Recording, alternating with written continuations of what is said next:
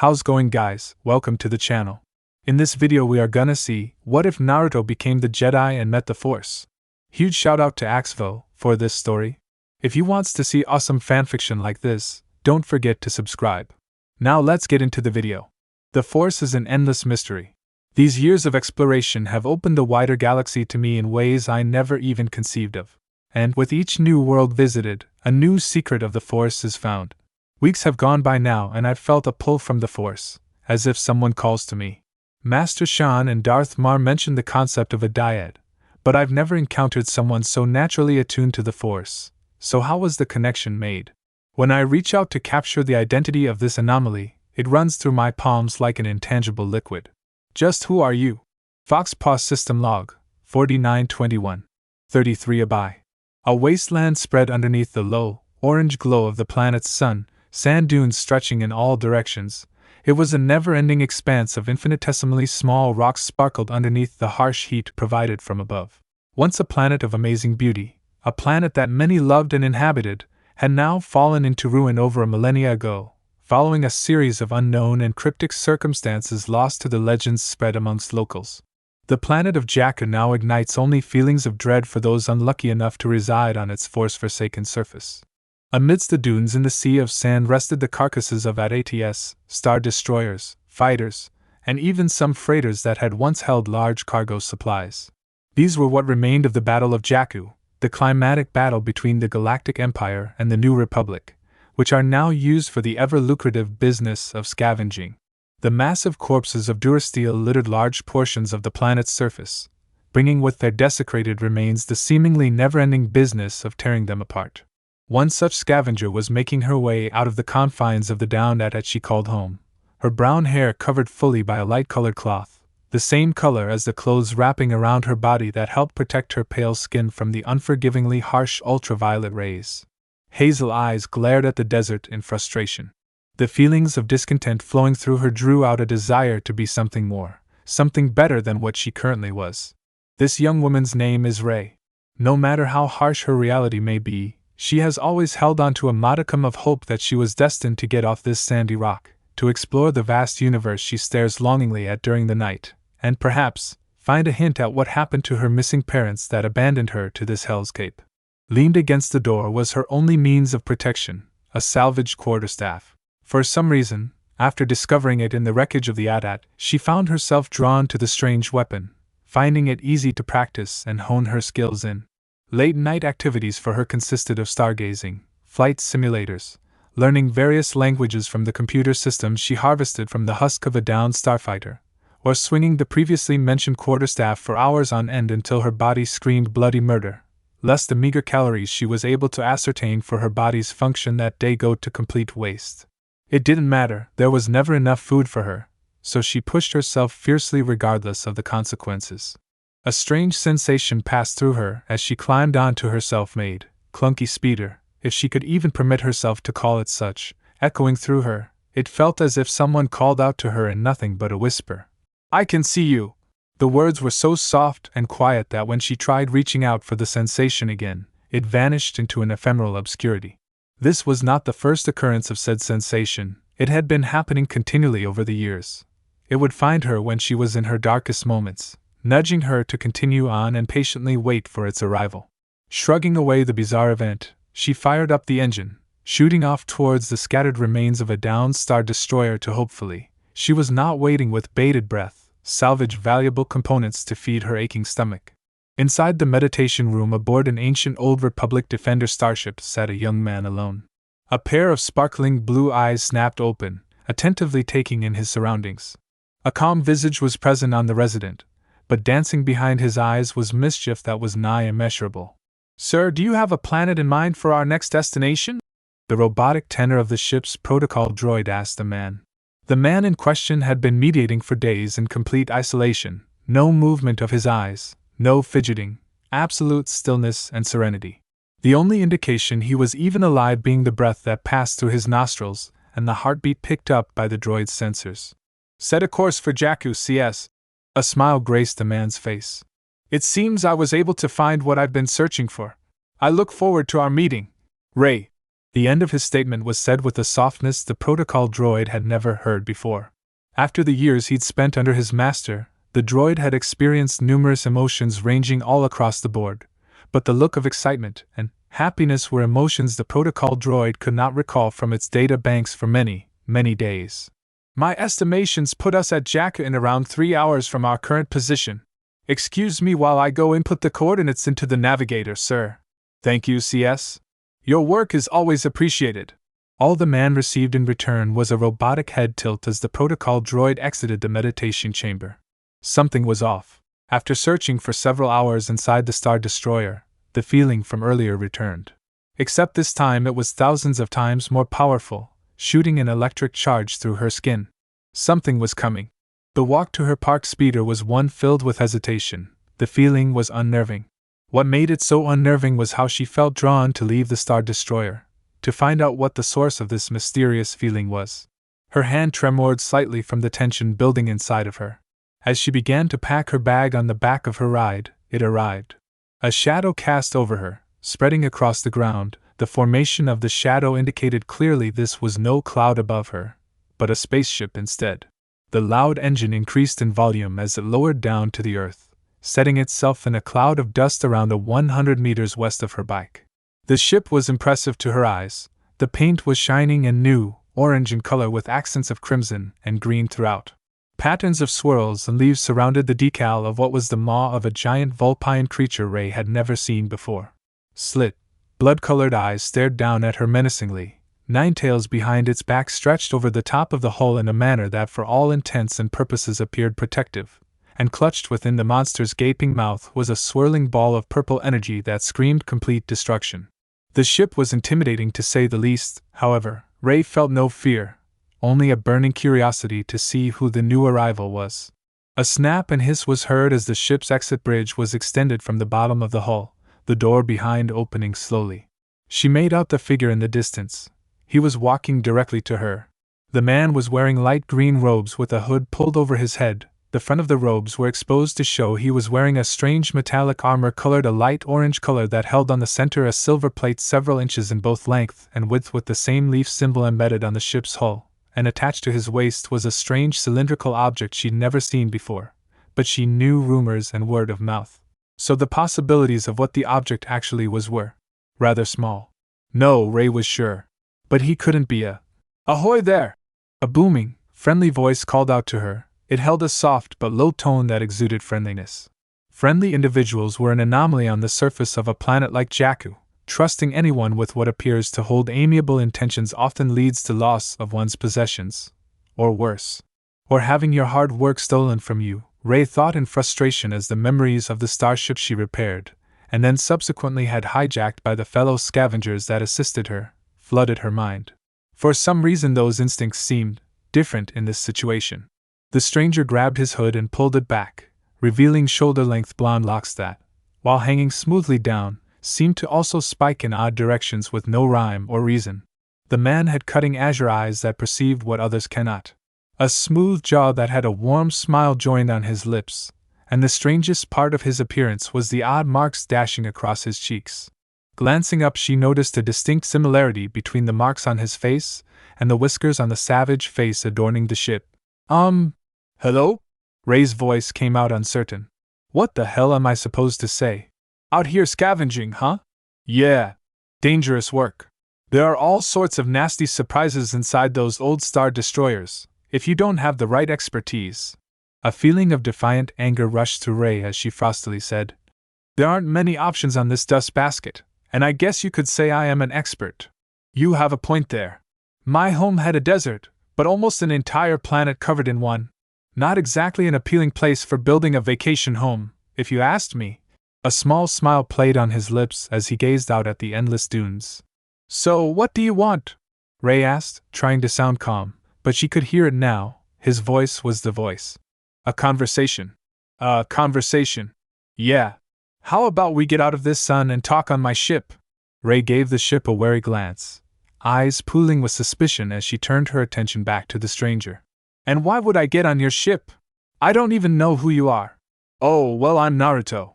Naruto Uzumaki. Pleased to meet you. He held out his gloved hand to her with an amicable smile on his face.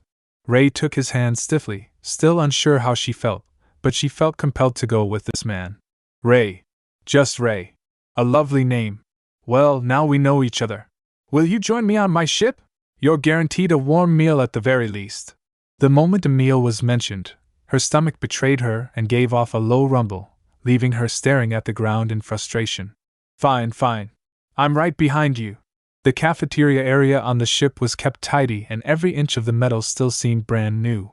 A protocol droid came out with 2 steaming bowls of rich-smelling noodle soup dishes Ray had no familiarity with. A fork was placed down next to the bowl by the droid as it excused itself. Thanks, CS, Naruto said. That droid looks really old. That's because C9-58JE is. CS, how old are you again? I always forget. The end was asked in a loud booming voice. The droid said over the intercom. I believe I was commissioned on Coruscant in 4045 BBY, sir. Ray choked on the odd noodle dish she had started scarfing down. It was easily the greatest thing her tongue had ever tasted, nearly coming to tears at the clandestine feeling the dish washed over her. Its rich aroma matched the taste perfectly, and it was the first non-ration meal her lips had ever been graced with. Now, she was struggling to not suffocate on the foreign delicacy as she came to terms with a 5,000-year-old droid still operating and in almost perfect condition. What kind of ship is this? She asked meekly. Oh, this old girl? It's a Corellian Defender. And I assume this was in commission during the same time frame as CS. Yup. She was used by Jedi during the Old Republic era. This is a Jedi starship? Ray's astounded voice echoed around the room. Bet your pretty ass it is. Found and maintained her myself for years now. Was pretty rough around the edges at first on the exterior, but everything inside somehow kept intact well. Probably has to do with where she was stuck on my home planet. And your home planet is? Nowhere nearby. So far away, and I doubt I'll ever return, nothing I'll miss anyway. Did it have a name? Sadly no. It was deep in the unknown regions. The star system our planet revolved around had magnetars on the outer edges of our heliosphere. Rather odd now that I think about it. Putting it simply, that made hyperspace travel virtually impossible unless you left the planet at very specific intervals in the stellar revolution. So, sadly enough, my people went undiscovered by the greater galaxy. Then how'd this ship get there? I was getting there. Geez, you're an inquisitive one. He teased lightly, causing her to flush in embarrassment. She really wasn't used to someone being so open to answer her questions and in such a friendly manner, and in consequence, making her forego any pretense of hesitation that she had earlier.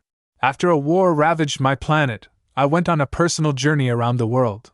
One day, when I was searching the ruins of an old temple, ice unimaginably thick covered the temple, meaning it had gone undiscovered.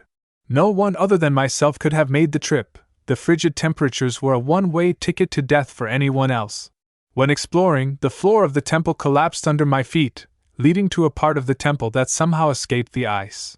It was a hangar built by Jedi Master Satel Shan. Well, I guess she wasn't a Jedi by the time she was there, but she was in exile watching over the spirit of one Darth Mar.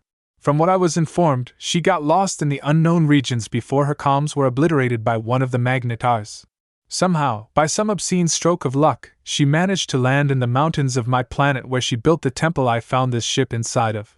A Jedi and Sith, is that how you got the lightsaber? And how lucky do you have to be to stumble across something like that? Yeah, you could call them teachers of mine. And no, I had to make this baby from scratch, he said while patting the cylinder on his hip. My luck has always been something mystical in proportion. Ask CS, he probably has logs of some of my grander escapades. Personal log 3021, Master Uzumaki decided to take matters into his own hands in his customary maverick fashion, again, today. He suddenly believed he needed to disrupt a supply chain to a fleet of finalizers of the First Order that very moment. His mission was a success. When retreating from the location, the fleet showed up. This ended up beginning a game of the First Order chasing a ghost for weeks on end, further eating into their supplies. He would lead them into dangerous hyperlanes, making use of connecting lanes to confuse the navigators of other ships in order to fall into his traps. Consequentially, this led to a bounty of 10 million credits being placed on Master's head without them having even a name or description of his person, only images and scans of his ship. The mechanical voice from the intercom spoke. Eavesdropping now, CS? Are you going to brush over that like it's nothing? Naruto gave her a glance and shrugged nonchalantly. Even if they find me, they'll only meet their doom. A dangerous glint appeared in his eyes. Don't think that because this ship is old it can't do unimaginable things. I've done several personal customizations over the years that give this ship a unique arsenal of weapons you won't find anywhere in the galaxy. Anywhere. A moment. An instant. It felt like for a flash of a second his burning, saffron gaze morphed into slits with hints of red, and then the next it was gone. Except the fire in his eyes remained strong, exuding unshakable confidence in himself through his gaze alone. So why did you want to talk to me? I somehow doubt it's to show me ancient tech. He chuckled and continued. No, it isn't. Earlier today, did you feel anything? His question rang around the room in her dull ears. Would he think she's crazy if she told him about the voice? It isn't normal for people to hear voices, right? She tried to drag any memories about those topics up, but her interactions with others was limited to when she made her way into the outpost to sell scrap, so she could think of nothing useful pertaining to the question, and, in turn, was vexed at her ignorance. I heard a voice. It said, "I'll see you soon." And would you believe me if I said I was that voice? Normally, I'd call you crazy and jump off this tub. But, yeah, I do believe it was you. Tell me, Ray, what do you know about the Force? That magic crap the Jedi use? He snickered. Yeah, that Jedi magic crap. This girl reminds me of a younger you. You and me both. Just that it lets them do stuff. Yeah, you could say it lets them do stuff. Or did anyway. The Jedi are gone now. The First Order saw to that. Ray spat with disdain laced in her words, directed fully towards the empiric force controlling the lives of trillions around the galaxy. The Jedi doomed themselves when Luke Skywalker built his Jedi temple on Yavin 4. An admirable goal, but that planet is infested with deep roots to the dark side. It was tainted after the Sith's extermination of the Massassi that once inhabited it. Trying to train Jedi on such a planet is like trying to plant food in this desert sand, an act of utter futility. Yeah, none of that made sense. But isn't Luke Skywalker, a hero? Undoubtedly. A man of great honor, a man that brought his own father back to the light, a man that tore down the Galactic Empire with the help of the Resistance's forces. Truly a hero. Still, no matter the individual, be it sex, race, or species, even heroes have flaws. And the dark side is a taint. He allowed the taint to enter him by living on Yavin 4, which inevitably lead to him creating what he feared most, and one of his own family no less. And what's that? A Sith. The word was forced from his lips. She could feel the animosity he held toward the Sith. She had only heard rumors about their dark deeds, nothing about how they utilized the Force. A man of Luke's caliber wouldn't be able to forgive himself for being the catalyst for such a failure, and now lives to forget what it was he brought forth. How do you know all this? And didn't you say just a minute ago that a Sith was one of your teachers? He snorted at the idea, lips curling in contempt. Darth Maul taught me many things, but you must know your enemy in order to face them. He knew it was impossible for me to be a Sith. My past is rife with blackened anguish, yet I fought to divest myself of my darker half some time before that. But it's a rather long story that isn't for present. Nonetheless, you could say my brand of using the Force falls more in line with the Grey Jedi, who believe for true balance to be had you must embrace both sides. While I don't let hate, anger, or jealousy rule me, I do know how to empower myself with emotions, even of the sinister variety. You seem to think highly of yourself. The statement was said in a teasing manner. He shrugged and responded. When you're a badass like me, you can comment. His words got a shared laugh from the pair as they took a moment to relax. So, why I wanted to meet you? You see, the Force called me to you. It whispered that you needed me, that if I failed to find you, things would get worse, much worse. The hesitation in his speech took her by surprise. Before he'd been so sure, now he seemed vulnerable. And did the Force tell you what to do when we met? He shook his head. I have a hunch as to what it is, but it's a rather unusual. I would say it's the first time it has occurred in many, many years. And what is it? A Force dyad. Something a master and apprentice of the Sith's rule of two search for often. It connects the individuals through the Force, allowing for shared thoughts and emotions. So you want to be my master? How do you even know I'm capable of using the Force? The dyad wouldn't exist otherwise, trust me, it would be impossible. Like I said, I'm no Sith, so the choice is yours if you want to learn from me or not. Your connection to the Force is strong, stronger than either of my former masters. You have nothing to lose, but everything to gain. He studied her closely for a minute before reaching his hand out with his palm facing upwards to her. Let me give you a little taste of what the Force is like. Just grab my hand and close your eyes. Rey reached out hesitantly. Her fingers curled around his while she closed her eyes, and suddenly she felt it, not just his presence in the Force, which seemed to burn like the molten core of a star, but everything across the planet. She could feel Unkar Plutt in the Naima outpost, all the scavengers searching through the wasteland, the tiny microscopic organisms in the sand, and even the planet itself, which seemed to be an entity all unto its own. It burst further, until she realized she could feel across a vast swath of the galaxy. To put it simply, it was an overwhelming feeling, but so much more beautiful than words could do proper justice. She felt tears beginning to fall down her cheeks. And then she felt it. It was close and felt vile, a revolting being soaked in anger, hate, and filled with desire for revenge. She pulled her hand back and was breathing heavily, until she felt him touch her forehead with his finger, and a wave of calm washed over her. What was that? Not what, but who? A bastard of a man. If he crosses my path, he'll regret it. His voice wasn't angry or harsh. In fact, it was rather calm and collected, as if he were merely stating the chores he had left to mark off before proclaiming a day well spent. What do I do? Wait here. They'll be here shortly. A feeling of trepidation passed through Rey's veins. Closing her eyes and breathing deeply, she reached to the Force again, for the bright light that was Naruto. When she grabbed on, she felt the sense of purpose and drive he had in this moment. The feeling of protectiveness he was emitting soothed her worried thoughts. When he felt her reach out in the Force, he reached back and calmed her fearful mind. Do not worry, Madam. Master is an exceptional warrior. Even in all the records I have of the old Republic Jedi, not a single one comes close to the strength Master Naruto possesses. You're safe with him. The voice of CS spoke over the intercom. Thank you, CS. Thank you? If you go to the holoterminal, Madam, I can project the events occurring outside. Naruto stood in front of his ship, the fox paw, arms crossed over his chest, gaze directed upwards toward the approaching Epsilon-class command shuttle, dregs of the dark side flowing freely from its hulk. Gritting his teeth hard, he seethed at the approaching shuttle. He could destroy it here and now, but he wanted to see this bastard face to face. The desire to remove the shit-stain's head from his shoulders burned in him. It was neither anger nor rage. It was righteous vindication for the actions this disgusting man had committed. Today would be where he paid for his revolting acts. Can a man already broken be further pulverized? As it landed in front of him, he felt the Force spike, the man aboard attempting to push his anger and fear out at Naruto. Trying to get me to sweat, fuck face. Nice try. Naruto kept his emotions in check, awaiting for the troops to exit the ship. The bridge lowered menacingly to the ground. The collective noise of troopers marching in unison met his ears as they exited the ship and formed two lines for their leader to walk through, displaying their reverence by facing stoically in his direction. Naruto stared contemptuously at the soldiers. The noise of light, metallic breathing met his sensitive ears as a man dressed in black robes and armor left the ship. His figure was tall, shoulders wide. He attempted to strike a menacing image. The mask he wore was meant to be imposing to his enemies, bring fear into their hearts.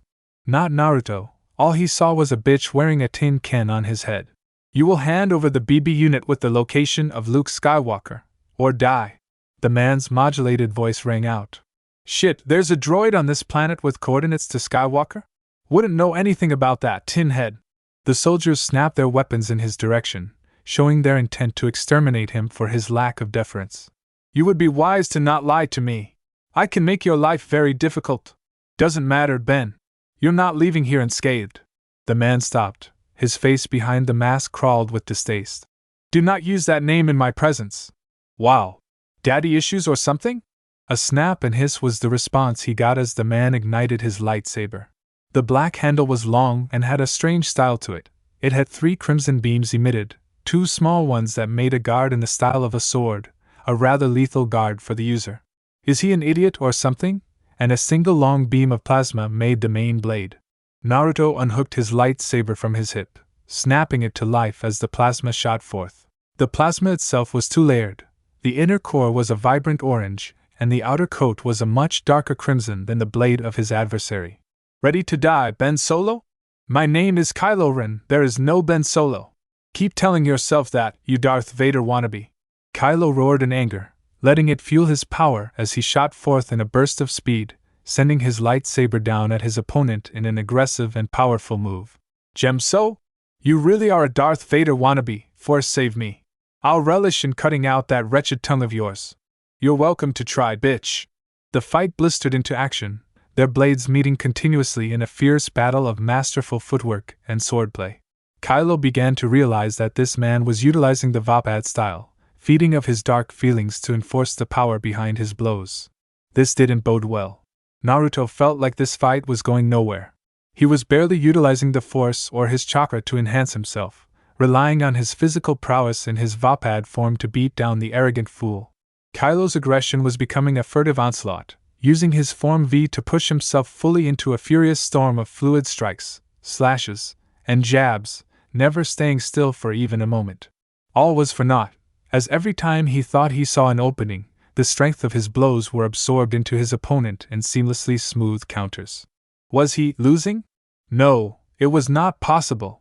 He would surpass his grandfather. He would bring the First Order to the forefront of the galaxy that was his to control and lead. Any and all in his path were merely stones to step across in his quest for dominance. How could this nobody be matching him so easily? Kylo's body was beginning to grow exhausted.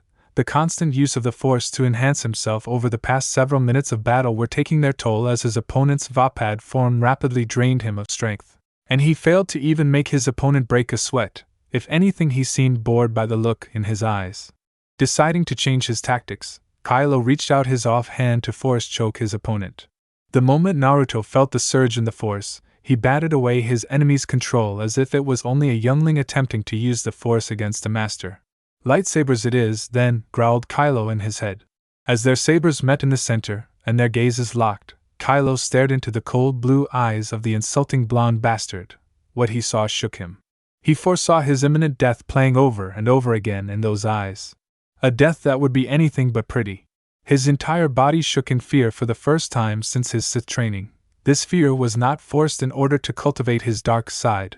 This fear was one born from the reality that if he didn't flee now, all his dreams would vanish in a cloud of dust. A sign of weakness in front of his own men was completely unacceptable under any circumstances. Snoke would be enraged at such a failure. Toil was permeating from every pore in Kylo. Naruto could almost taste the fear that was building inside the bastard. Channeling a small bit of Force into his Vapad form, it began to drain the last of Kylo's strength. His blows were becoming softer and softer. The muscles in his arms began to feel as if they were sifting through viscous carbonite, and his focus waned. The smallest showing of this weakness was what Naruto sought the entire fight. He was the conductor, his lightsaber his baton, and Kylo his precious orchestra he lead with confidence and purpose. Kylo let forth a bellow that stretched for miles across the sandy ocean, the cry of a wounded animal that realized the trap had been sprung. Rey, who was watching the duel unfold through the holoterminal, heard the shout through the thick sheets of metal covering the ship, pounding into her brain, draining her soul of all positive feelings, and sinking her into the endless void of darkness. Moments after, with a shout of his own that dwarfed Kylo's, she heard the roar of Naruto, except this one was the roar of a true beast, and it didn't transmit the negative emotions Kylo's had. No, his roar cradled hope, love, and courage. The darkness that had manifested flooded away, leaving her heart light and calm. A feeling of peace washed over her that she had never known existed. The retaliating shout Kylo received stunned him. His entire body began to scream in pain as the contrasting shout debilitated his body from Naruto's raw, positive emotions. This is no Jedi technique. Excruciating, unending, mind-numbing anguish coursed through the cells of Kylo's body. Every time he found a little reprieve, the emanating light struck again and again. Stop! Please stop! Kylo's once proud voice that came from his mask now sounded like that of a wounded child begging forgiveness for the wrongs they committed against their parents. He fell to his knees in abject acceptance. Did you stop when you were killing innocents, when you killed your brother and sister Jedis? Children, mothers, fathers, uncles, aunts, you have no limitation on whom you would cause pain to. What makes you think I'll stop your own pain? This pain you feel now, it is the pain of retribution. The vengeance of the wronged. Footsteps could be heard digging into the sand as Kylo tried to drag his writhing body in a futile attempt of escaping his fate. Memories coursed through his mind of the mistakes he made, regrets he held, the alternative path to certain decisions he could have made that would have guided him down a path not soaked in destruction and blood. A shadow loomed over his prone figure, the sense of dread washed over in full effect again. The blonde's hand grabbed onto his mask and pulled him up with little effort. Fear could not be seen through black visor. It annoyed Naruto staring into the stupid piece of metal, so he elegantly slashed a perfect X over the mask, cutting clean through but not making the slightest contact with Kylo's skin. The metal creaked and, with a light force push, snapped apart at the front, exposing the defeated face of Ben Solo. His eyes bore into Naruto, screaming at him with hate and rage, calling for the blonde's head to be put on a plaque for him to enjoy any time he found the fancy. "Pretty boys, all of you disgust me. Tell me something, Ben, do you fear death?" The voice that spoke to him was no longer the aloof tone Naruto had before, but now resembled that of a demon calling for the souls of its victims to their new residences in hell. "Mercy, please. Perhaps. I can feel it inside of you, the fact that the darkness isn't fully a part of your being. You Skywalkers are connected to the Force in ways that surprise even me. Fine. You may live." Relief flooded Kylo's system, that he would live another day to search for vengeance against this bastard, to kill his old master and uncle, and achieve all his desires brought great reprieve to his aching body. That relief was stunted when he heard the sound of the stranger's lightsabers sing through the air and cut through all his troops in the blink of an eye, every single cauterized head falling to the ground along with the bodies in a heap of singeing corpses. His attention then went to his command shuttle. Naruto's outstretched hand curled into a viscous fist. The entire body of the ship began to crunch and whine from being condensed. The ship went from being a massive hulk to turning into a ball the size of a TIE fighter. Further and further Naruto forced it down until it was the size of a speeder, and finally with a massive push of force it condensed to the size of a small marble. Tiny specks of sweat dripped from Naruto's head, but his breathing was controlled and normal, as if the effort it took was no more than a light jog on a warm day. Pulling the tiny, floating piece of metal towards him, it hovered directly over his finger. Taking a glance down at the wide-eyed Ben, he tensed his muscles as he wound up to throw the tiny pebble, flinging it at the broken-down Star Destroyer. The moment the ball impacted, a sound resounded for miles across the desert as the Star Destroyer's ceiling collapsed in the center under the incredibly dense mass of what was once the shuttle, cutting the gargantuan ship directly through the middle as the screeches of metal collapsing and snapping chimed throughout the region. Naruto turned his attention back to Ben, a smile promising pain directed at the Sith before he said, "If you're my enemy when our paths cross next, nothing will save you from my wrath, little Benny." Thrusting out his fist towards Ben's face, he knocked the piece of shit out and turned around, immediately taking notice of Rey's astounded gaze as she stood at the foot of his ship's bridge. He sent her a wink and walked by. Climbing back into his ship, he called over his shoulder, "We've got a droid to save before it gets itself into trouble." "Seriously? A droid? Of course. You'll find I do enjoy jokes and pranks, but this isn't something I would joke about. The droid has sensitive intel we cannot allow falling into the hands of the First Order." "What information?" "A little birdie told me it has the location of Old Man Luke stored inside." "Skywalker? The one and only? Come on, I have a feeling we'll need to get to the Naima outpost right away." "A feeling? The Force calls us there. Try reaching out yourself again, you'll feel it." And so Rey did. It was a difficult process, but she could feel a string pulling the both of them to the Naima outpost. But there were two other strings that lead away from the outpost in the same direction. "Good job, my cute little apprentice." He set a hand on her head and messed with her now exposed braids to calm her mind. For some reason, even after years of lack of human contact, the small gesture left Rey feeling comforted for the first time since her parents disappeared. Naima Outpost, the single spaceport on the planet of Jakku, an outpost designed specifically for scavenging the remains of ships and walkers that littered the planet's surface. It was started by Naima the Hutt to capitalize on this booming market, and now the planet's entire economy was based around it. The outpost was fairly small. A large circular frame of wired fence surrounded the perimeter. A red metallic sniper's den hovered over the only entrance to the outpost. Canvas tents were scattered around the inside, and a large building was found in the cities. The word city is perhaps inappropriate. It barely meets the standards of a small village center where scrappers would take their finds to trade to the Kralut, Unkaplut. A traitor infamous on Jakku for shorting on scrap. What a shithole. Naruto's quiet words did not fall on deaf ears. You can say that again. This place doesn't hold very many fond memories for me. Naruto glanced at his companion. A storm brewed behind her eyes as she vehemently stared at the outpost. Eyelids fluttered closed as she took deep, tranquil breaths to try evacuating the toil the outpost brought her internally. A hand gripped her shoulder in a gentle effort to help alleviate the pain churning in her. She turned to see a concerned-looking Naruto. I can take care of things down there by myself if you want. Once that little BB unit shows up, we can get off this miserable rock. This isn't your home anymore, if you want. The words impacted Rei like she was ran over by a rancor. Thank you, Naruto. Don't mention it. Okay. Now you want to stay here or join me on this little excursion? What should she do? Fear wasn't stopping her from going outside, rather the comfort this ship brought her. Every inch of it felt as if it were sending calming thoughts to her mind, allowing years of repressed feelings to finally wash through, cleansing parts of her soul that she was unaware had become so bitter. I think I'll stay here. It'll give me a chance to explore the ship.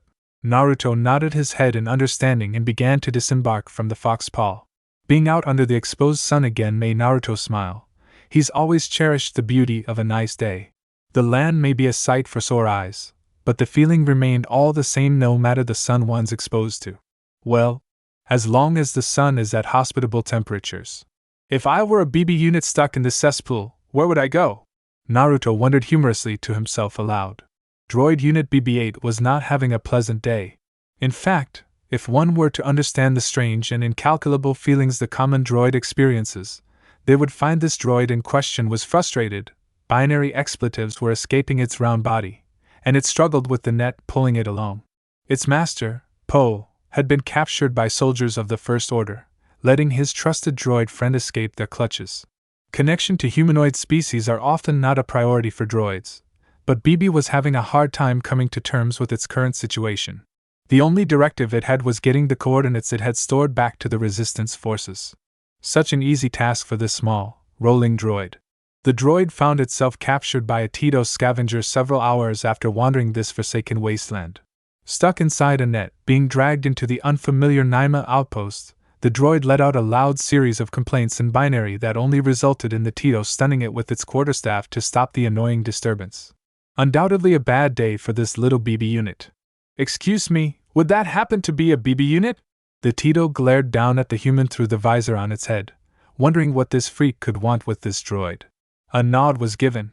Fantastic. How about we strike a deal? You walk away with 10,000 Imperial credits, I walk away with the droid, and no questions are asked. Sound like a fair trade? Fair? That was bloody robbery at its finest. It only enticed the Tito further. Turning away such a generous offer would be tantamount to idiocy. Within moments the net holding the droid was cut as the Tito leaned over its cybernetic lugabeast with a hand held out, displaying their data pad. This will be completely anonymous, so don't worry about any unwanted attention being garnered for such a choice. The blonde-haired stranger began typing rapidly on the display. A few moments later he handed it back to the Tito, and only received a grunt of affirmation before it turned around to leave the outpost. Hey there, little guy. Having a rough day? The series of whoops and beeps he got in response brought boisterous laughter from the droid's savior. Yeah, that sounds like some real shit. Follow me to my ship, maybe we can figure out where your master ended up. Poe Dameron awoke to find his face stuffed into the surface of scorching hot sand. Where was I? What had I been doing? The thoughts channeled through his mind, a fog covering his memories of how he ended up sprawled out on this dune several hundred meters from the flaming corpse of an Imperial TIE fighter. So thirsty, where the hell can a guy get some water out here? Images of a vast assortment of various sources of hydration passed through his mind, enticing him into a senseless lull while he tried to gather his chaotic and shifting thoughts. The loud roar of a spaceship's engine could be heard from the west. Scrambling up to the top of the dune to peer out over the horizon, Poe was met with the face of a giant, angry creature painted onto the ship that was approaching. Poe was many things, and a talented pilot was one of them, so he knew the workings of thousands of different ships, how they ran, what their movement capabilities were, fuel consumption for certain maneuvers. It kept streaming into his mind in an endless torture. Hands slammed into the side of his head as the information came back to him, a small part of who he was returning to his conscious mind. A defender? Seriously? How does anyone still have one of those bad boys in operation? Falling onto his ass, he stared up in awe at the archaic vessel, fascinated to see the many similarities it held to modern ships. The influence was apparent, but this ship had a style Poe really liked, the decal especially. The loud noise of the bridge lowering brought Poe's attention fully onto who was going to exit the ship, friend or foe. He had no means of self-defense, so he prayed to who knows what that they would be a friend. A robed figure exited the hull. Placing a hand on his hood to remove it, it was pulled back to reveal a young human male with shoulder-length, spiked blonde hair and blue eyes. Commander Poe Dameron? An astromech followed the trail of the strange man. It was a strange-looking unit, white with orange accents, and its semicircular head was rested atop a large rolling ball. Poe stared at it, and pieces began to fall into place. The orders from Leia Organa to find Lor San Tekka with the coordinates to Jedi Master Luke Skywalker, where he subsequently found himself a prisoner to the First Order, the torture the man known as Kylo Ren forced upon him, escaping with the traitorous stormtrooper he had given the name Finn to. Biba, you're okay. Poe had known Bibi for years now. The various adventures they had fallen into while working to bring victory to the New Republic flashed through him. He was elated to see his droid friend made it out of after their botched escape from Twano. Not only did that mean the mission was a success, they were both also able to make it out relatively unscathed. Little guy almost got itself sold for scrap by some random Tito, but I managed to convince them to part ways for a fee. Hope you know that Kylo Ren is looking for your unit. Don't worry, he's a little incapacitated at the moment. The glint in the newcomer's eyes told Poe all he needed to know. That begged the question, who was this individual and how were they able to take on a well-trained Sith? Then it clicked into place, this ship was a defender. Those were only used by Jedi Knights and Masters of the Old Republic. Did that mean? Are you a Jedi? The curiosity in Poe's voice was clear in Naruto's ears. Not that it was surprising. Jedi were nearly extinct after the fall of the temple on Yavin 4. Am I a Jedi? No, definitely not. Force sensitive? Sure. Jedi? No. The Jedi's days are over. They've failed the galaxy over and over in their quest to prove the light is right. Poe's laughter at the stupid joke brought a smile to Naruto's face. Least he has a sense of humor. Yes, and you know so much about humor. Stuff it. The barking howls of laughter pulsating through his mind strewed a look of annoyance across his face. You look dreadful. Want some water? Please, I'm dying out here. Poe's now savior waved a hand for him to follow along. While walking up the ramp, Poe's mind finally realized an important detail he had been forgetting. Finn. Turning around quickly, he could see the smoking TIE fighter with ease.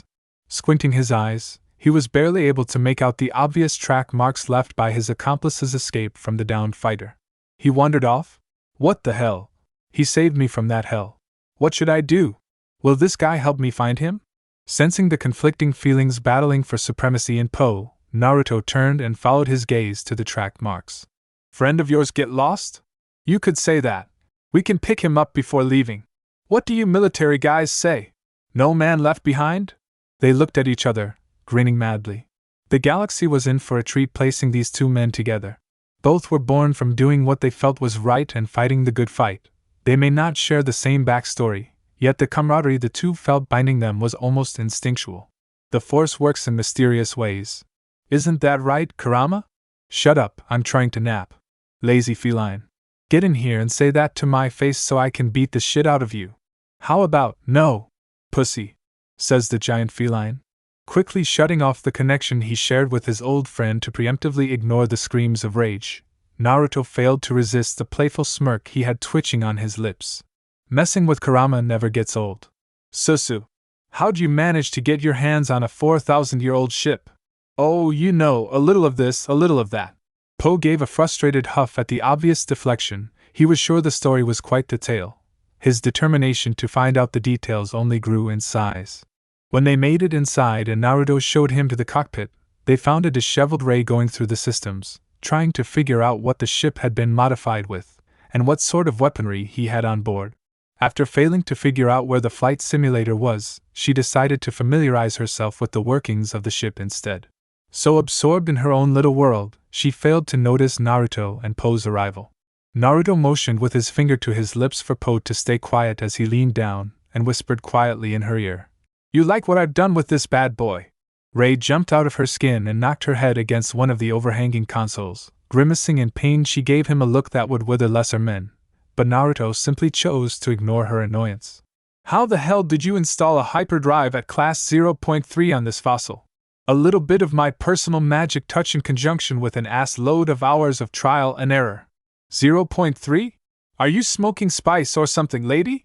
I've been around the galactic bend and, trust me, nothing is that fast. Poe's declaration was met with Naruto sending him a dry look that said, "Oh really?" and Rei merely pointed at the terminal she had been examining previously. Turning to look at the screen, Poe's eyes widened in shock when he looked at the specifications of the ship. Oh boy. Who was this guy? How had he never heard of someone with a ship like this? They would stick out like a sore thumb. Surely they would? We can go over how amazing my ship is later. Rei, you can fly this time, but I'm going to be the one making the hyper jump. You can practice deep space flight later. Right now, we have that to avoid. Naruto pointed out the viewing window towards the sky, where an Imperial finalizer floated menacingly above the planet, situated close enough in proximity to the inhabitants that without much effort they could turn them into a pile of dust, should the First Order decide to get trigger-happy. Both Rei and Poe felt as if ice-cold water had been poured over them. Of course they knew the finalizer was up there. How could they not? Their flames of excitement were doused instantly, allowing them a moment of clarity, realizing exactly how much of a shitstorm would be caused if they were captured. CS, start up the main engines in preparation for our hyperjump. Right away, sir. SW, HB. FN 2187, no, Finn, that was his name now, not a sequence of letters and numbers to dissolve his lack of individuality, rather a name that he can be proud of, given to him by his first friend? He felt Poe had been his friend. Now that he was gone, though, what should he do? Finding that BB unit was important, he knew that, but the desert heat was beginning to fry his insides, and his mind was clouded by the severe heat exhaustion. The stormtrooper armor he had been wearing long since discarded at the wreckage site. All he felt now was the ever-encompassing heat of the desert beginning to strip the final vestiges of life left in his ragged corporeal form. Suddenly, as if the cries of his soul were heard by some unspecified divine entity, the sound of a starship met his ears. Fear coursed through Finn at the possibility of the First Order having located him. Seeing as there was no possibility of hiding his presence, he steeled himself for the imminent arrival that could potentially carry his demise. Luckily, that was not what took place. On the contrary, this arrival was of a different variety. Finn's vision had long since blurred, so he had to blink several times at the bizarre ship he was examining to confirm he had not lost his mind in this hellish landscape. Finn struggled to see the smiling and waving form of Poe as he descended the starship. Poe rushed to Finn's side, pulling the ex-trooper's arm over his own shoulder to relieve him, and hurriedly dragged him onto the ship. Sorry, I'd be a little gentler with you if we weren't trying to hightail it out of here. All Finn could do was bob his head dumbly. His faculties were struggling to keep up with the rapid movement. He was simply glad that Finn had saved him. The cacophony of emotions this sent through his body thrilled him after being so accustomed to merely acting as a drone that would point and shoot at whatever target his superior set him on. A trained dog always with a task he needed to complete. Freedom was finally within sight. The beauty of the formerly inexplicable idea brought new energy to his weary and aching body, giving him a hope he could barely comprehend. He was glad to have survived long enough to experience this new and foreign stirring of emotions coalescing through him. CS, get the medbay ready right away. Finn barely made out the words as a new voice entered his auditory system. The world was beginning to spin as he felt his mind shut down, finally able to find reprieve with his saviors. And he's out. No, really? I wouldn't have noticed from the way he's snoring on your arm. Here, let me help. Naruto waved his hand. Finn began to float as his body fell into a horizontal position. With another gesture, the collapsed Finn began to float towards the medical bay. Images of the foul torture techniques of Kylo Ren flashed through Poe's mind that would have broken normal men. Not Poe, he refused to lose himself to some mystic nonsense that he hardly understood. His quest for bringing freedom to the galaxy would nor falter that easily. Poe was weary of Force users, but he needed to place his trust in this newcomer. There were no other options. We'll let CS take care of him. Take position on one of the turrets. We'll need someone manning them in the event they send fighters after us. Wouldn't it be amazing if they didn't send fighters? Being pulled from his inner musings, all Poe could manage was a sarcastic snort at such a preposterous concept. Quickly making his way back into the cockpit, Naruto began to flip switches and type away onto his terminal to ensure everything was in working order. Engines at full capacity, weapons loaded, shields on, and cloaking devices activating. Now! Naruto listed off the details in rapid succession. And we're off! The ship began to hover in the air as it vertically shifted to the sky. Engines roared as they rapidly ascended in the opposite direction of the finalizer. Rei stared at the diminishing ground. The home she had spent her entire life on was vanishing before her eyes. Excitement rushed through her, coupled with a healthy dose of anxiety at her unknown future. Her feelings were shouting through the force at Naruto. He took a glance at his new friend, a gentle smile playing on his lips. Placing his palm on her own trembling hand, she jumped slightly before turning her attention to Naruto. The look of reassurance and serene feelings he sent through the force grounded her from the anxiety gnawing away at her insides, allowing the excitement to become her dominant emotion that cleansed her. Sir, it seems we have 9 TIE fighters on our trail. Thanks, CS. Switching the comm link over to Poe, he barked out. Poe, we've got 9 fighters coming rapidly from the east-southeast, be ready. On it. The sounds of Naruto's enhanced lasers blowing away the approaching enemy was a symphony to his ears. Shit, these lasers are fantastic. Let me guess, more of your handiwork. Something like that. Rei gave him an exasperated look at his continually evasive personality. She was determined to unravel his past. Now that she was his apprentice, he would eventually loosen his guarded ways. At least she hoped he would. All fighters down. Perfect. Everyone prepare for hyperspace. We're making the jump in 3, 2, 1. All conscious passengers were thrust into the backs of their seats as the ship broke into its jump. And so our journey finally begins. A few stragglers came along, but the future should only be more interesting. How long have I been inside this hole? The days have passed without me paying much attention. I cannot recall the last time I was under the light of the sun, something I crave dreadfully. This ship is so strange. No matter how much effort I put into leaving this room where the machine is, it keeps pulling me back. I'll take 2, 3, maybe 4 steps outside the doors, and without conscious awareness, find myself back here again as if attracted by some magnetic field. CS keeps talking about something called the Force, but what the hell is it? Kurama doesn't understand it any better than I do. My only hope is that when I finally unravel the intricacies of space flight, clarity will be granted unto me to solve this mystery. If not, I fear I'll lose my mind in this room and be doomed forever. Foxpaw System Log, 332. 29 Abai. Wait. So this guy shows up out of nowhere with your BB unit and this ship, picks you up, proceeds to pick me up, and is now shuttling us around? What does he get out of this? Finn's critical tone could not help but be defiant to the idea that this was not an elaborate and manipulative ruse to gain their trust in order to subsequently remove the threat of the rebels for good. Yes?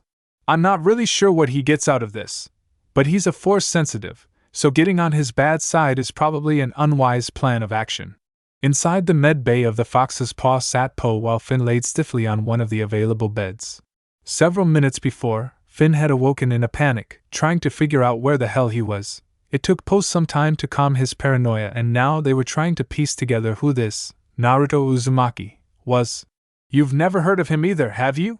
Poe asked him in a quiet voice. Finn shook his head in frustration. There were rumors of powerful individuals the First Order had on a list of potential enemies that could disrupt their plans. It was not a list Finn was privy to, being a mere grunt on the ladder of authority and all. Perhaps an Inquisitor would know more, but those were not the types of individuals Finn planned on coming face to face with any time in the approaching future. Sirs, not to be an unwanted listener, you must know that in my experiences with a variety of sentient species, there have been few that value their promises like Master Naruto. He is an exceptional example of what willpower can achieve in a human. He will ensure the safety of all beings aboard, at the detriment to his own health no less. Rest assured that you are both perfectly safe as long as you refrain from betraying Master. If there is a type of person he hates, it is those that betray.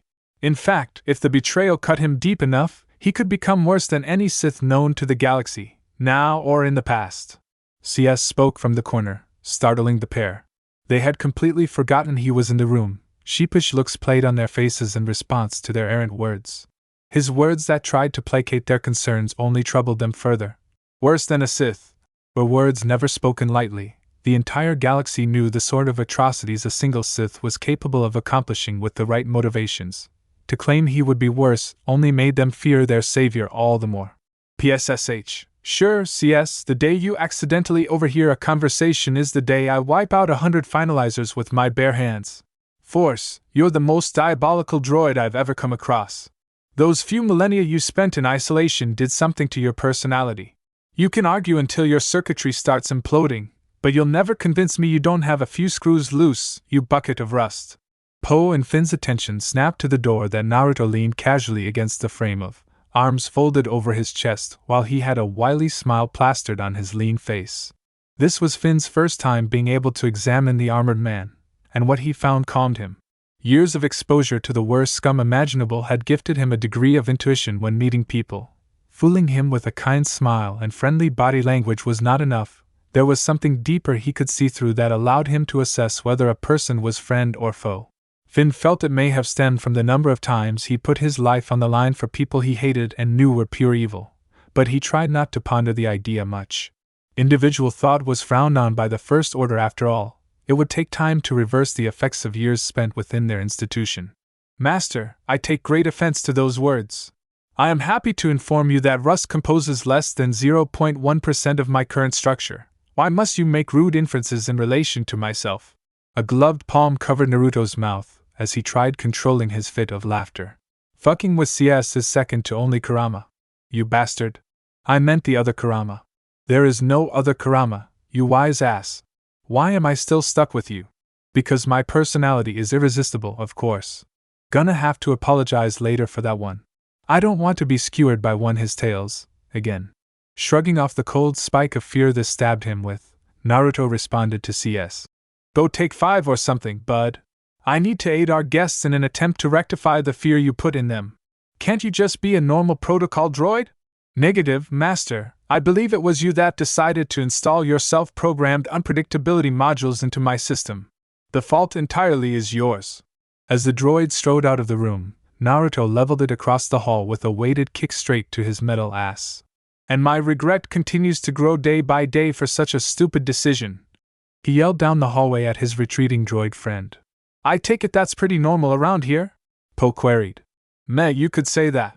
CS has been with me for years now, so you could say our byplay is normal? Yeah, normal, let's go with that.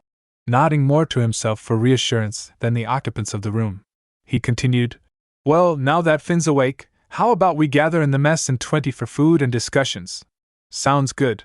Thanks, Naruto, Poe said. And when we finally got him to go out to eat with us, you won't believe this, we were waiting for the moment he would take a bite from his food. When he finally lowered the stupid piece of cloth, you know what was there? What? Another fucking mask. The bastard was screwing with us. Cammy, I'll never get over how pissed off he made me that day. We were his students, why couldn't he show us his face? Maybe he was shy. Naruto gave Ray a deadpan look. The same teacher that would read smut, in broad daylight, in front of the entire village. Shy? Yeah, and I'm an alcoholic gungan with an affinity for opera singing. Ray giggled at Naruto's strange antics. He certainly was interesting. One moment he's beating down a Sith without an ounce of effort. The next he's able to regale her with absurd stories from his childhood. The dichotomy made him so approachable. After seeing his fight with Kylo Ren, there was a sliver of her that actually feared him, not that she wanted to. But after his demolition of the starship with practiced ease, there was little any person could do to prevent apprehensive thoughts from sneaking into one's mind. So this is where the party is? Poe's amused voice inquired as he and Finn made their way into the mess. You could say that, Naruto said amusedly as he turned and called. CS, another round of chicken katsu, if you would be so kind. It will be ready momentarily. I've ate food from hundreds of planets, never heard of chicken or katsu, Poe said lowly in worry, hoping it was not one of the more gastrically challenging foods to consume.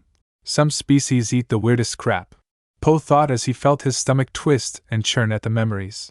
Following the gentle lull of comfortable silence the quartet shared as they waited for their meal, CS loudly came through the door, feet clanking against the floor a little louder than normal. He tossed a plate of katsu on the table haphazardly.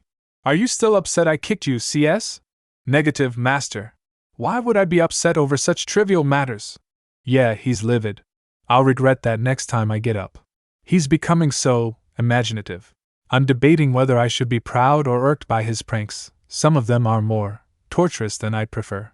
Recalling the last time he upset his droid sent him into a minor panic. Who wants to find themselves stuffed in an airlock with sharpened scrap metal after a healthy rest? Not Naruto, nope. His quandary over how he was removed from his own bed and placed inside the airlock without awakening left him disturbed, to say the very least. Force, help me if he drugged my food. Why don't you go take a rest, CS? You look tired. Droids do not get tired, Master. But I endeavor to follow your commands. There are chores that must be taken care of. The others around the table watched the interaction with interest. They all shared the thought that there had to be a reason Naruto looked so nervous. With a little patience, perhaps they would discover the context behind the unhinged stare he directed at the departing droid. Some droid you've got there, Finn said. You wouldn't believe how true those words are, disturbingly true. Well, at least this food is fantastic. Most ships don't keep real grub on deck, so it's a nice change of pace. Poe added. I detest the dehydrated meals most crew buy, and I have a means of keeping things compact and fresh without having to worry about storage space. And that is? They were all leaning in to hear his response as he dramatically raised a finger in the air. A trade secret from back home. Oh, would you just be straight with us? Ray asked in annoyance. Slowly, a shit-eating grin started to split across Naruto's face. Just a trick from my home planet. Want to see? She nodded excitedly at the fact that he was going to divulge one of his secrets. Naruto hummed thoughtfully to himself as he reached into his robe and pulled out an ordinary-looking rolled-up piece of parchment. Is that paper? Poe asked confusedly. It was a rare event to see any paper products nowadays, so he leaned over in interest. That's correct, Naruto concurred. Watch and be amazed, ye fools. Nostalgic melancholy pierced Naruto at the inadvertent use of a phrase one of his late friends so freely abused in the past. Unrolling the paper, it slid across the empty area of the table, covering around 3 feet of space. On the surface was painted patterns written in characters none other than Naruto could comprehend.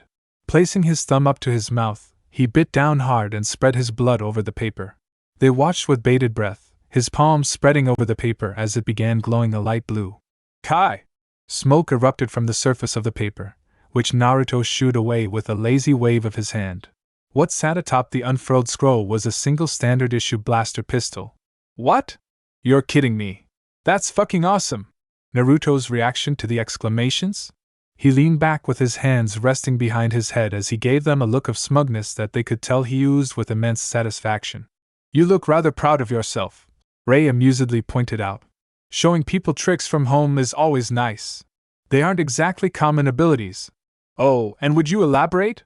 He turned his gaze to the ceiling, formulating a way to explain some of his powers in a simplified manner. Well, on my home world, people don't have mini-chlorians in our cells that bring life. Our world was gifted with a different power, chakra.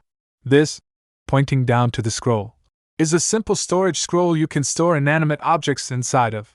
It keeps them in a dimensional pocket created by the sealing matrix on the paper.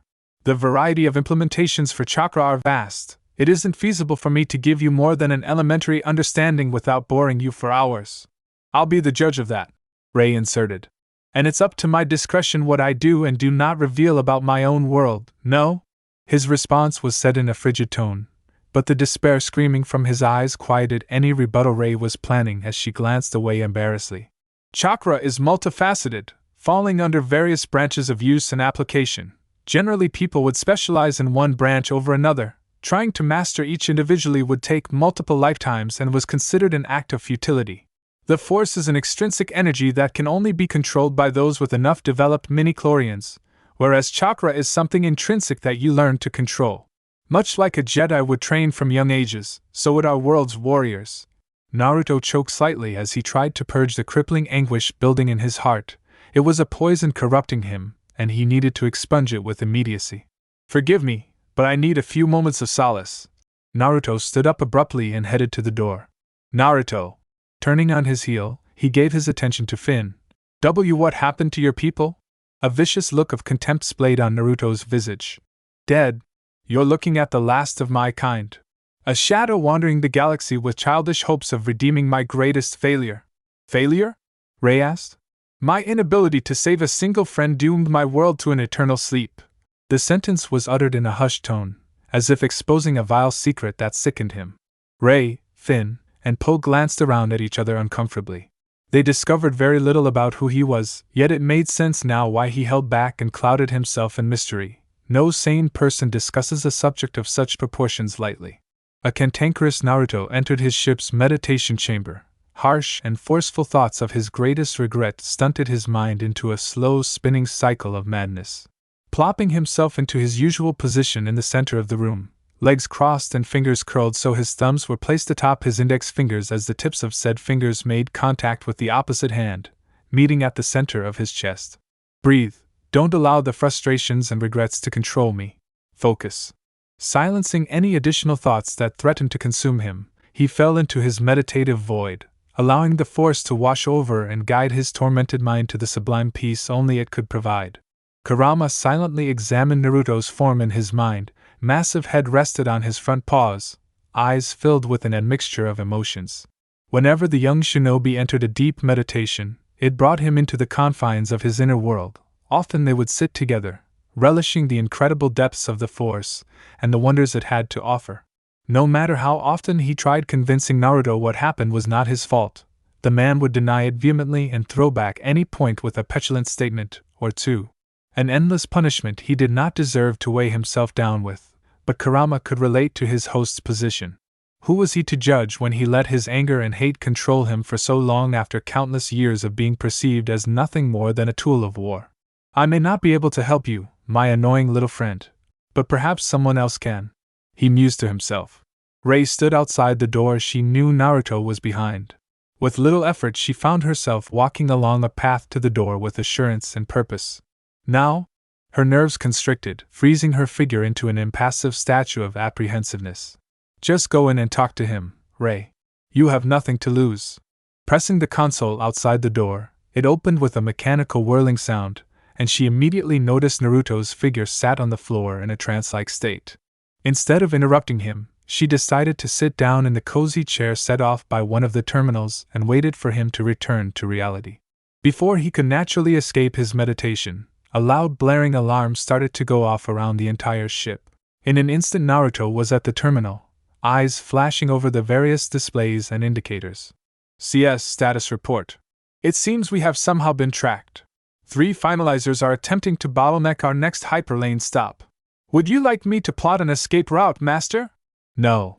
I need to blow off some steam, lead us into their trap, and I'll take care of them. Activate cloaking device 4 and prepare for all systems other than life support to go on standby. With pleasure, Master. Are you mad? Rey asked in exasperation, though a tinge of worry could be heard in her voice. A bit. Watch and take notes, you'll see why I don't fear the First Order. Rey was a step behind Naruto as he walked with long, sure strides to his destination, an expression of infantile delight plastered on his face, the result of being allowed to let loose for the first time in weeks. Hey, is everything okay? Poe asked as he ran up to their sides.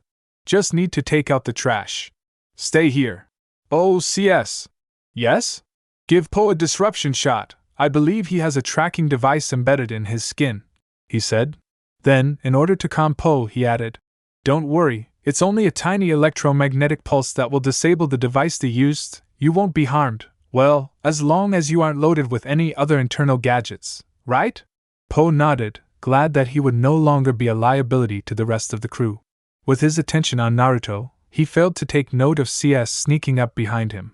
CS placed the needle on his arm, pressed in until it broke his skin and activated the device, sending a small jolt through Poe. Yelping in annoyance, he turned to CS. Could have warned me, that stung.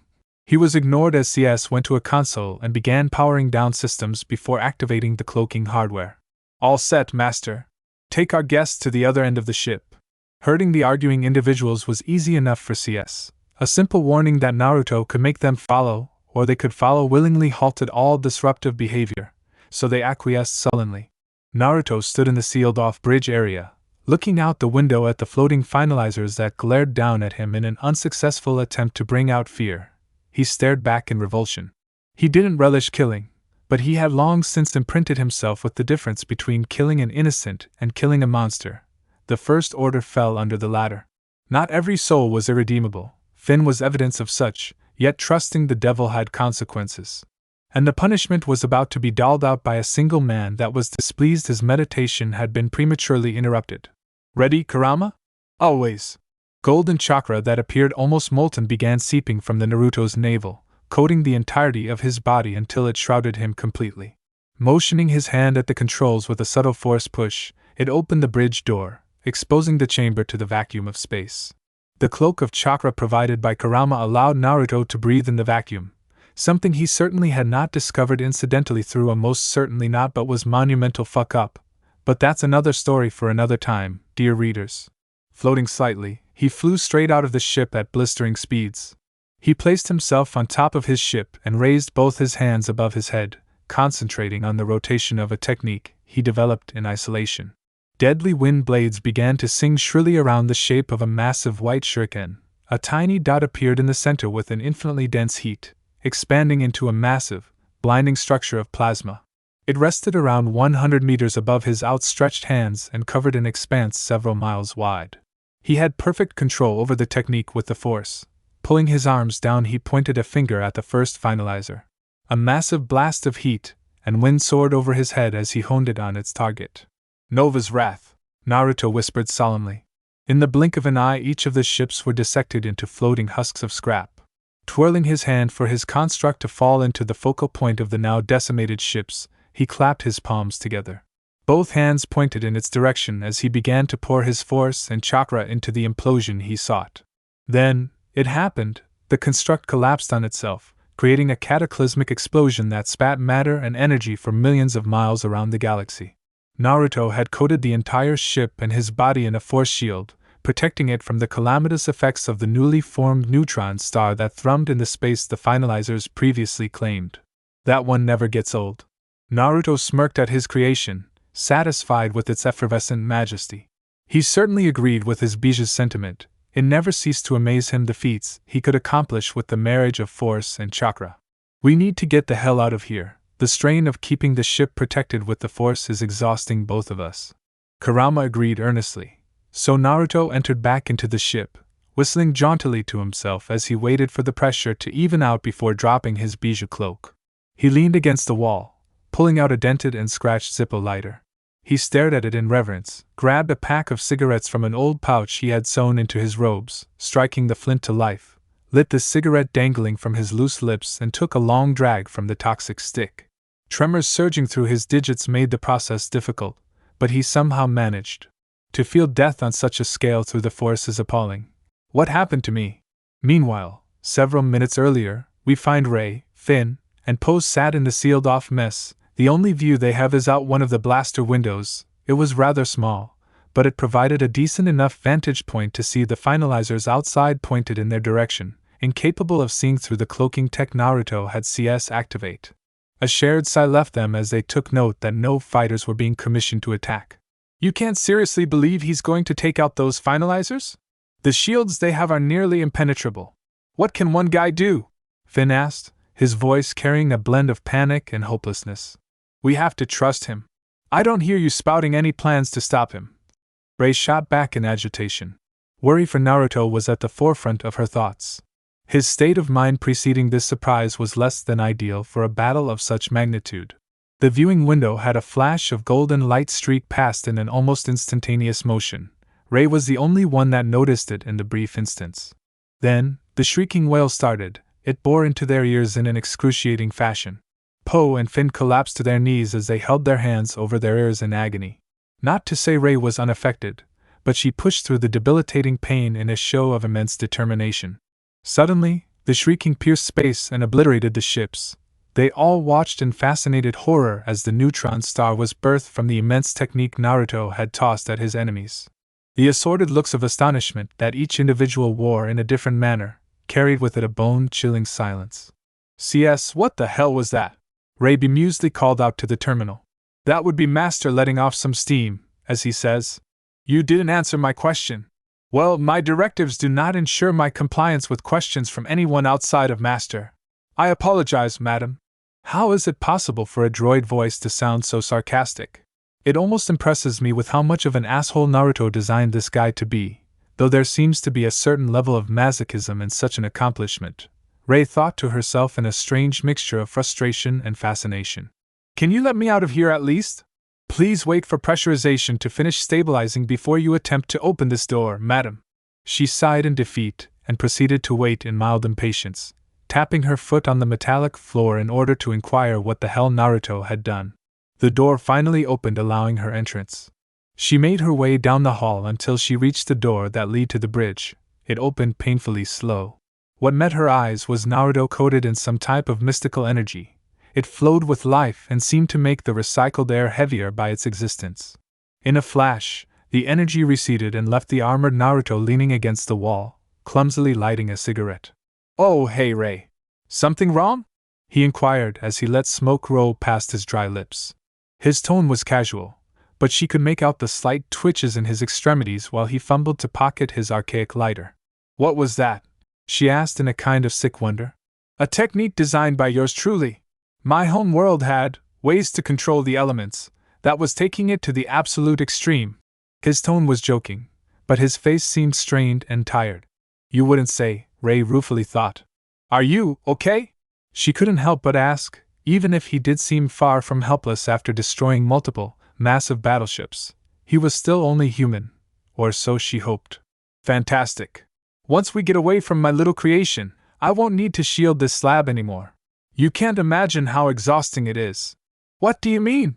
You don't think that little bugger isn't decimating us by happenstance, right? Rei glanced towards where he was pointing. Out in the abyss was a freshly spiraling ball of dense plasmic energy, exuding a magnetic force unimaginable to a being manifested of flesh. She nodded, embarrassment flooding her mind at the obvious point he made. The truth was she had not questioned why they were not space dust right now. CS. Yes, Master? Input the coordinates stored inside the BB unit to Luke Skywalker. Consider it done, sir. Poe stumbled into the room. Traces of dried blood from his ear canals could be seen on the side of his neck and the shoulders of his shirt. He inquired in a hurry. Wait. Those coordinates need to be taken to the resistance base. Naruto glanced over at him impassively, his stare showing how idiotic those words translated to him. And paint a giant target on their back? No thanks, I don't need to be responsible for their deaths. If they traced us here, they'll find a means to keep on our trail. Anyway, I need to shove my foot up Skywalker's ass. Tell me a better way to stop an old man from sulking. Oh, you useless bucketheads, what are you doing standing around with your heads stuffed up your asses? Apologies, sir. We're running a routine maintenance check on the systems to ensure everything is in order. And that is the job of the engineers, you shitheads. Get back to your stations before I have you locked in the brig for insubordination. Of course, Sergeant. Both stormtroopers retorted with comical salutes. The sergeant seethed as he turned and vacated the area. They hurriedly made their escape. You think he suspects anything? Obviously, you moron. We'll need to move our plans into motion. Can't risk everything blowing up in our faces. The other trooper nodded in agreement as they made their way into a hallway few others traversed. Flashing red lights cast strange illuminations along the elongated path, making the corridor rather unsettling. It was a narrow, seemingly endless passageway with cables, tubes, and machinery covering its walls as far as one could see along its dimly lit corridor. This innocuous trooper pair traveled into its dark confines confidently, clearly familiar with the inner workings of this unintentional maze. When they came upon the section they were in search of, the left trooper pulled a plate off the wall, revealing a console he began to type furtively on. Following the trooper's inputted code, the wall split open to expose a clandestine dirt tunnel brightened by evenly spaced bulbs that glowed an eerie fluorescent green. Sharing a glance, the one at the console slapped in another code and sent an affirmative nod to his partner. As they entered the pathway, the wall closed with a loud click and they trekked along. How mad do you think Chief's gonna be? Fuck if I know. A faint light began to grow at the end of the tunnel, not the same green as the overhead lighting, but rather a bright, phosphorescent yellow. When they reached the source, the path ended and the duo found themselves in a wide room with 3-meter-thick metal walls that prevented the penetration of transmissions, both in and out. 432 stormtroopers were stuffed into this wide open space. The clamor of conversation came to a close when the new arrivals entered and the tunnel closed itself off. Report, resounded the barking command. We believe the sergeant is growing a brain and has started to piece together the plan laying under his crooked nose. So you believe we should move our plans ahead of schedule? That's correct, Chief. Men, helmets off. The noise of hundreds of helmets being removed reverberated off the walls. An identical blonde-haired, blue-eyed, and maniacally grinning face could be seen around the room. The Origin gave us a mission that he put me in charge of, you insignificant maggots. That's right. We'll send these bastards straight to the Shinigami. At least the First Order has some sexy women. You don't think the Origin will be mad we got laid before him, right? Not our problem. Silence! The chief's voice reverberated menacingly as the clones under his command snapped to attention.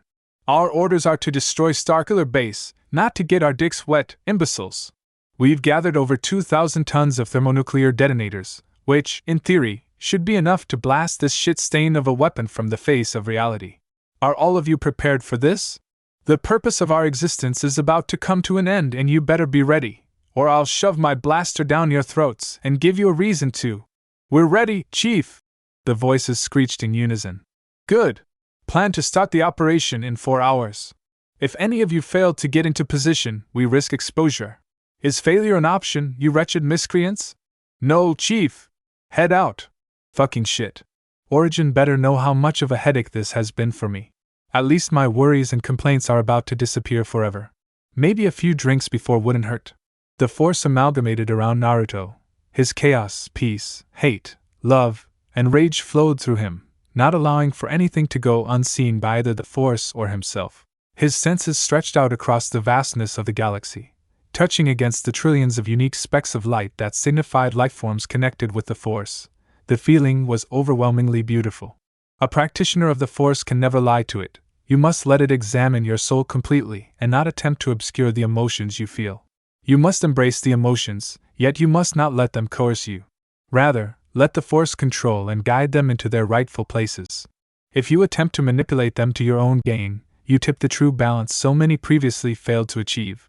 Preceding the hyperjump from Naruto's self-created neutron star, and after he dropped the Force shield he protected their lives with, his face aged 20 years in the moments preceding, leaving it so sunken and exhausted that it turned into a near unrecognizable state. This is what led him back to meditation. He was allowing the Force and his chakra to reverse the damage. Luckily, the effects were mending rapidly, and Rei sat, watching with fascination as this reversal materialized before her transfixed gaze over the next several hours. The withered visage he once sported began to revert into its natural youthful state. She ignored time's passage, it simply flowed in a senseless stream, until she was looking at the rejuvenated face of her new friend. Is there something on my ugly mug? Naruto asked with a chuckle as his eyes opened and pointed their attention toward her. What? No. You just look like I've de-aged a few years? Yeah. Humph. The strain of not only using that attack but also protecting our ship had a heavy price to pay. Rei, here's your first lesson on the Force. It takes as much as it gives. Everything comes with a cost, even power. No, especially power. As those with the ability to manipulate this invisible and limitless power, we seek to understand and shape it to our will.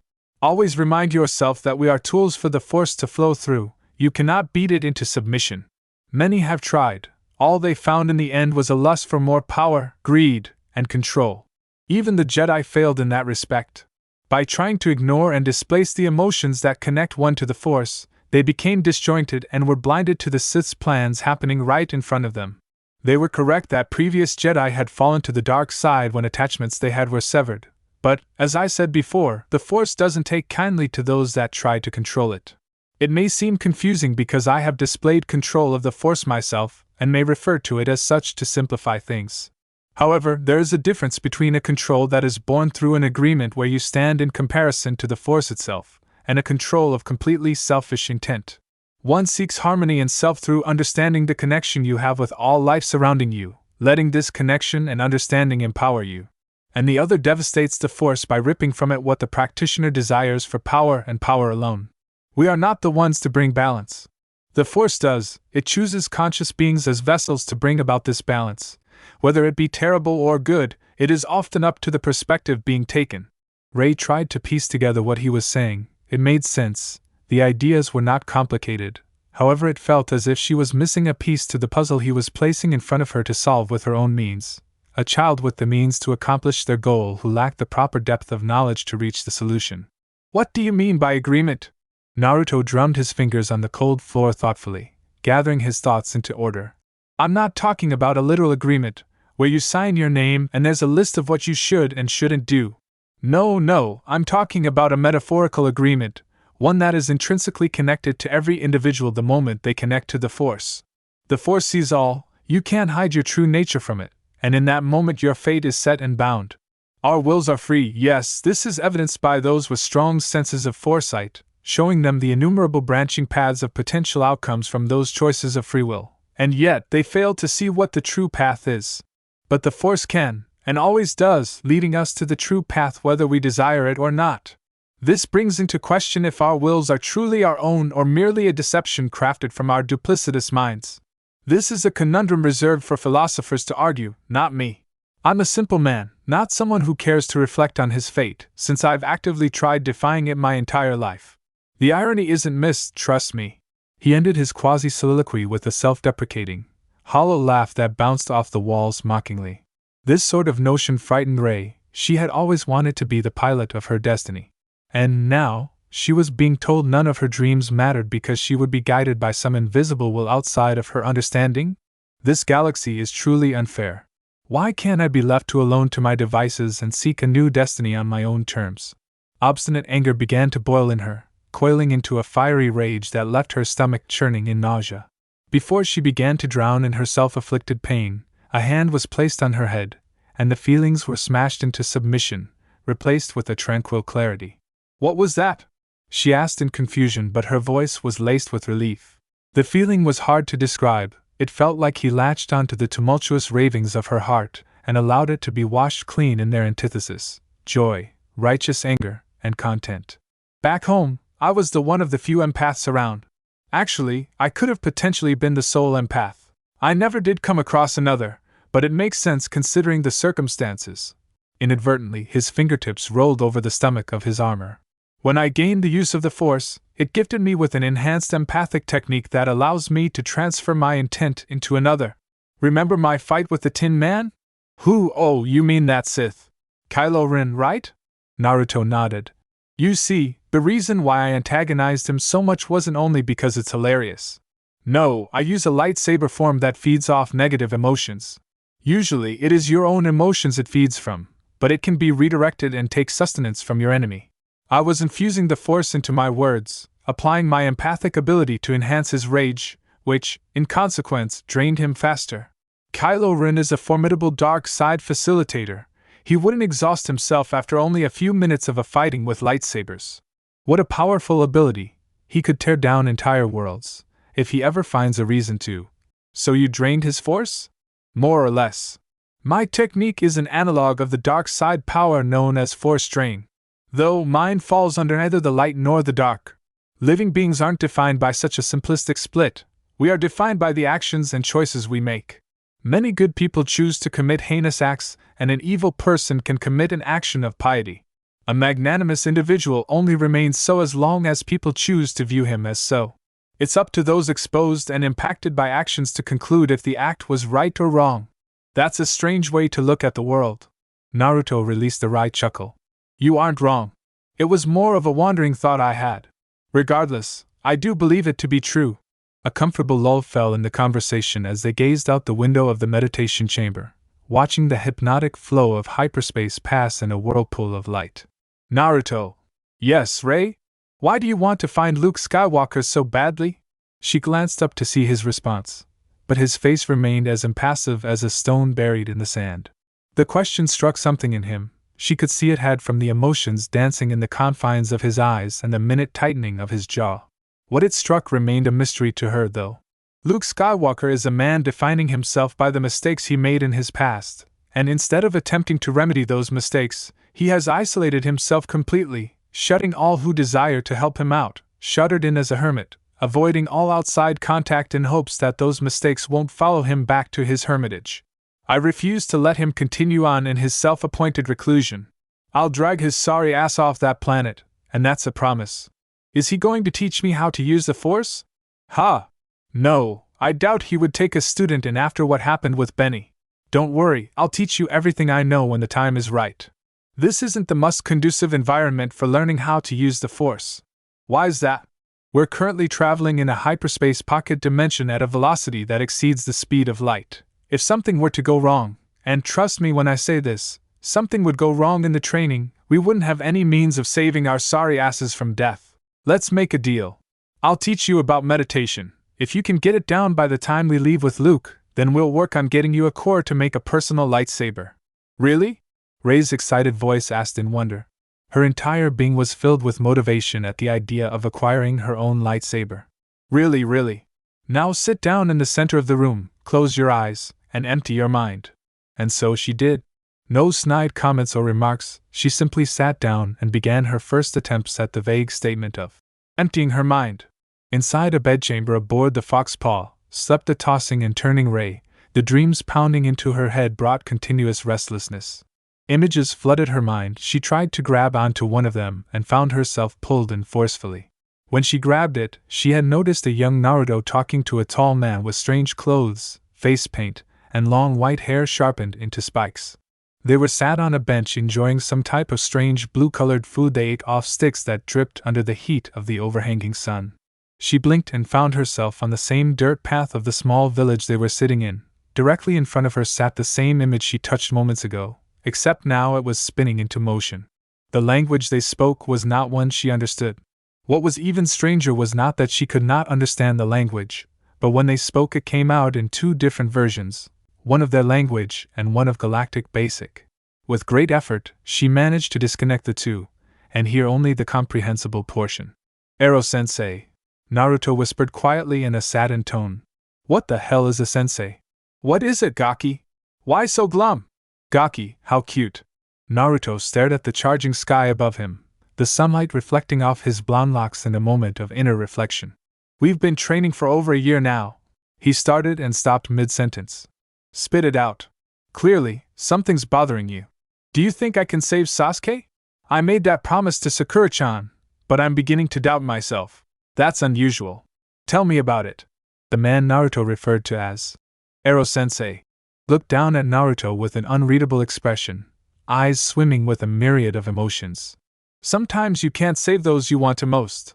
Many years ago, when I was younger and equally as handsome as I am now, I took in several orphans of war, taught them everything I could for them to survive.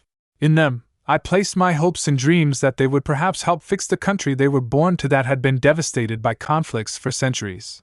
Well, what happened to them? Gone. Last I heard, they were killed in an ambush set up by the leader of their country." The man's face had taken on the appearance of one weighed down by the past he dearly desired had met a different outcome. "But then there's also Orochimaru, a man I considered a brother as much as you consider Sasuke. We weren't just teammates, we were family that survived war together. When he left, a part of me left with him. I still regret not killing him that day. A moment of weakness on my part has perpetuated pain for countless innocents because of Orochimaru's revolting actions. Let me say this, don't give up on Sasuke, but if he does something unforgivable, and I mean truly unforgivable, then you have to make the decision whether he is truly redeemable or not." As the figure of a brown-haired girl approached them with a wide grin, the scene began to ripple as it faded into obscurity. Rey was trying to make sense of what she heard. Were these Naruto's memories? When she found herself surrounded by the images again, she tried to grab onto another, but it slipped through her fingers intangibly. All she could do was watch as they passed by, Naruto training himself into the ground, Naruto fighting various faceless enemies she did not have time to see clearly, the girl she saw earlier dying in Naruto's arms as he wept, until it ended at two giant statues facing one another. A cloaked and tired Naruto sat atop one and a man with blood-red eyes, wearing a gray shirt, blue pants, and a large purple rope wrapped around his waist on the other. This last image would stick with her, because in it she saw the face of Naruto contorted in absolute fury, eyes gleaming with a desire to set his wrath free against the unknown man, ready to unleash unimaginable pain.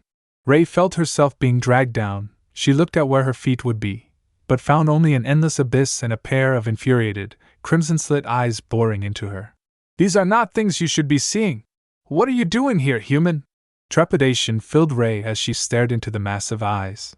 Unsure of how to respond, or if her voice would even be capable of responding, she stared back for what felt like an eternity, struggling to find her voice. "Insolent humans are always the same. I can't hurt you here, foolish girl. But I can banish you from this place. So, explain! He bellowed out. The face of a giant figure began to shimmer into reality. This. It's the thing Naruto has painted on his ship. She hysterically cried in her head. Speak! I don't know. I fell asleep and Naruto's memories just started going. It isn't like I chose to be here. You're smart to not lie to me, little girl. Now begone! Ray shot up in her bed, covered from head to toe in a thick sheen of sweat that soaked through the sheets she rested on, and her body began convulsing as a panic attack set in that she had no power to tame. The door to her room opened. She peered up to see a concerned-looking Naruto standing there, wearing his green robes that were opened slightly enough to expose his well-maintained physique and a pair of black cotton sweats. Ray scuttled to the end of her bed, eyes bulged slightly, staring at the new arrival with absolute terror. She watched as a pained expression crossed Naruto's face, as if her reaction brought forth unpleasant memories he would prefer to forget. He pushed a sigh through his gritted teeth and said in a soft voice, I'm not going to hurt you, Ray. What was that thing I saw? Her voice was so fragile, like a piece of glass that was on the brink of shattering with but a minor addition of external force. He isn't a thing, Ray. You can't imagine how insulting that is to him. I won't explain everything now, but I assure you that he's not your enemy. Actually, he's the only friend I have left from my home. What? What is he? Not now, Ray. You need to get some much-needed rest. That particular story is long, complicated, and very painful for me to talk about. So, please, will you trust me? Hazel clashed against Azure as they stared at each other intently. She felt her trust in him had not faltered. But how can she trust what amounted to a monster? I'll trust you, but why was I seeing your memories?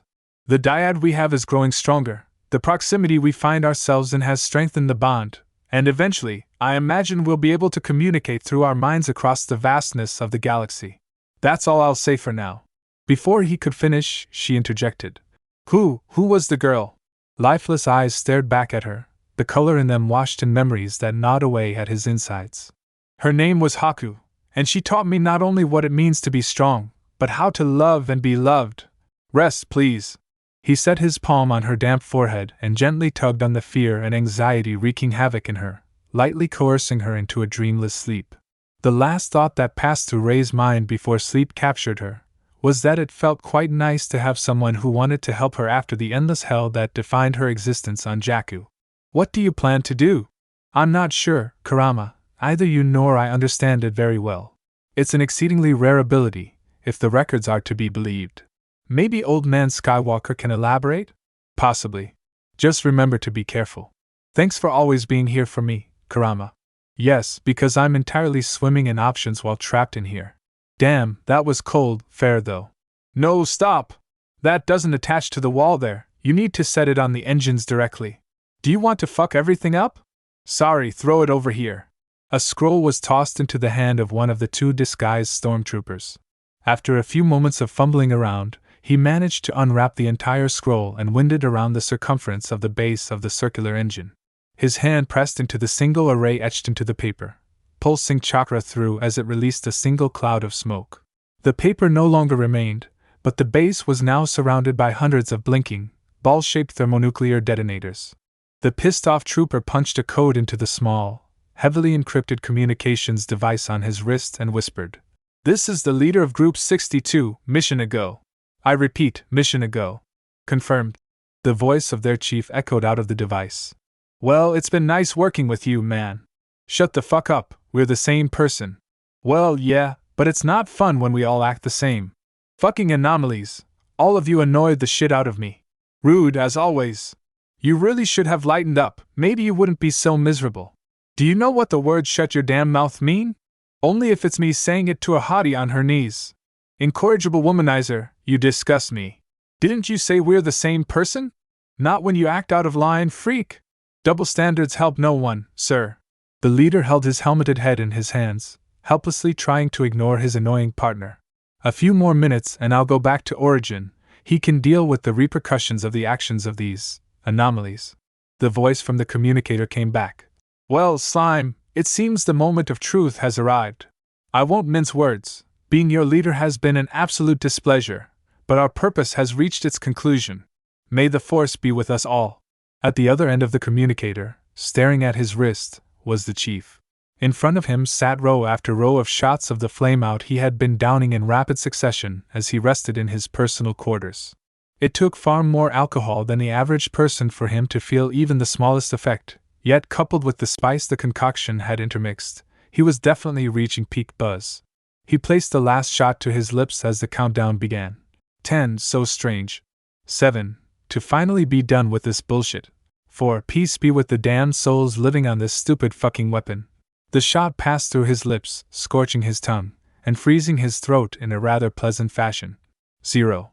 In perfect tandem, every active detonator unleashed damnation upon Starkiller Base, cutting straight into the core, creating an explosion of gargantuan proportions. The resulting explosion burned for several minutes, and then the former planet destroyer was nothing more than small rocks floating along in the emptiness of space. However, if one were to be paying attention right before the explosion, they may have noticed the sight of 2 TIE fighters making their way off the planet, coupled with the hysterical laughter of 2 identical individuals. Alone inside his chambers, Naruto's eyes peeled open slowly. Satisfaction filled him as a devilish smile crossed his face, before contorting into a grimace, until it ended in a look of absolute horror. Isn't this just rich? I told you that those clones were going to do something stupid. Look now! All of these terrific memories you had no real way to control. Oh, where's a camera so I can get a snapshot of your bewildered expression? Maybe I should write it down. Wait, I don't have any paper. Fuck. Laugh it up, you bastard. Fuck. Why can't my clones be normal? It's the consequence of letting them exist for so long. Blame yourself for enhancing their longevity with the Force. At least now you have some, skills. Naruto groaned in frustration, holding his aching head in his palms, trying to sift through and rid himself of the countless acts of debauchery his stupid clones managed to enact. All because I didn't want to deal with the base personally. Note to self, never let a horde of clones handle such a task again. Poe and Finn sat inside the mess, each with a HoloNet tablet in hand, staring stunned at the news of Starkiller Base's destruction, the magnitude of the information bringing a silence around the room that was less than comfortable. Who the hell do you think did this? Finn asked Poe quietly. No idea, clearly they don't want people to know of its destruction. The fact that it's basically a footnote in the main headlines shows that they couldn't cover it up. Look here, it says, we believe the incident at hand was an accidental misplacement of engine cores around the planet. Do they expect anyone to buy that? Doesn't matter if people believe it. If the First Order says it's true, then they expect the masses to fall in line and believe them. The pair heard the sound of pleasant whistling as Naruto entered wearing a set of light blue robes, lightsaber handle in hand, flicking it into the air where it spun in a blur before he snapped it into his hand with practiced ease. Did something happen? You both look like you shat bricks. Neither capable of forming a response, they simply handed the tablet across to the ship's captain, a garden variety of emotions passing their faces. Interesting, Naruto said nonchalantly. Interesting? This is huge. Do you have any idea how much effort the Resistance has put into finding not only the location of this weapon but crafting a plan to get rid of it? I'd imagine they've used more resources than they would freely admit, however it seems the problem has been resolved. Naruto leaned in, indicating for them to come closer, and said in a hushed tone, I couldn't care less. Of course. Do you have a way for me to get in contact with the Resistance safely? Potentially. The real question you must answer, what are you willing to pay? It's just a simple communication, what could you want for it? A promise. And that is, that you speak about any details pertaining to my existence. Feel free to tell them that I exist, but no name. And you can tell them where we are. I'm sure that will be a fun thing to explain for you. The loud groan that escaped Poe's lips disagreed. I suppose that's fair, but the Resistance's forces could use someone of your caliber. You'd be a massive asset. Exactly. I have zero interest in being a lapdog for an army. They'd run me dry, taking advantage of everything I could offer, and because of this, I would find myself a victim to the wants of a group of people I have no reason to help. That's something I will avoid with every fiber of my being. Not all of us are so willing to offer our souls to people with no interest in who we are. They'll simply see us as pieces on a board to be moved to their advantage. Finn and Poe glanced at one another, digesting what Naruto had said. In many ways, they could relate to how he felt. Poe had spent the better years of his life giving everything to the rebels, which lead to them treating him as an expendability. Whereas Finn had always been expendable, his sense of self-worth virtually non-existent. Fine. Have it your way. Much appreciated, Commander Poe. Naruto gave a mock salute as he turned and called out. CS, how long until our arrival on Ahch-To? We will arrive at our destination in approximately 8 hours and 42 minutes, Master. Thank you, CS. Let me know when we're 15 minutes away so I can prepare for landing. Your request is noted, sir. Damn droid is still upset over that kick. I shudder at the potential plans he has cooking in that stupid cognitive module of his. You can only blame yourself for that, came Rei's soft voice from the doorway. Are you conspiring with him? I have no idea what you're talking about. That's not something I would ever do. Naruto narrowed his eyes at her. They were definitely in cahoots, and he would need to tread carefully going forth. I'm going to get things in order for our arrival. After Naruto left the room, and Rei was certain he was out of earshot, she turned to the remaining occupants and said, All right, here's what's going to happen. More and more I've been reading about this First Order, as they're called. They take children from their homes and force them into their ranks, brainwash them from infancy to create soldiers entirely subservient first, and only to the Order. Rumors of this Snoke figure running it all makes my skin crawl. He manipulated and took advantage of Ben Solo to destroy the Jedi Order, preying on the boy's naive desires. And then, because of these machinations, the newly formed Republic collapsed. It was only just beginning to come into its own after freeing the galaxy from the Empire. What should I do? When I think of Ben Solo, his story reminds me of Sasuke in so many ways. Manipulated by those he believed possessed the power he sought to achieve, the power he felt his home was withholding him from obtaining. The idea of sparing someone who shares any similarities in character to him makes me sick, but that's not what she would have wanted. No, it's not. Fox Paw System Log 648. 30 Abai. Heels met the cold, metallic floor, rebounding off the walls in an annoying pattern that synchronized to Kylo Ren's movements perfectly. The soldiers lining the walls on his sides unconsciously tightened their shoulders when he passed by. The aura coming off of the stalking figure made each one stop and hope the ire would not be turned in their direction. Kylo was most displeased with his situation. Not only had he failed in retrieving that blasted droid unit, but he had been humiliated, left in the desert, and forced to send out an emergency beacon. Unacceptable. When he found that man, he would send him to his grave, hopefully alongside his sickeningly idealistic uncle. The crew of the Supremacy, the mega-class Star Dreadnought that Snoke used as his mobile base of operations, were still apprehensively looking at Kylo, but he ignored them and entered the chambers where he knew his master was. Entering the wide room, the back wall bled a dark crimson and the members of Snoke's elite Praetorian guards, vibrostaves clung in their hands, stood shoulder to shoulder at each side of the massive black throne where the aforementioned, disfigured man sat. The Sith apprentice strode with what he hoped exuded a facade of confidence. Long steps carried him directly in front of the stone slab propping up Snoke's thin, gangly, corpse-like figure, where he got down on one knee with his head directed at the far more aesthetically appealing floor. Misery ensued as he sat there underneath the sunken gaze of his master, waiting to be allowed relief from his obsequious position, his frustration escalating with each ticking second. Finally, freeing Kylo from his weight, Snoke cleared his throat and began. You have failed me, my apprentice. Such a surprise, truly.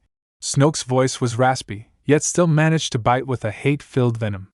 He continued, It must be hereditary. The Skywalker line is marred with failures from one generation to the next, mockeries of your potential.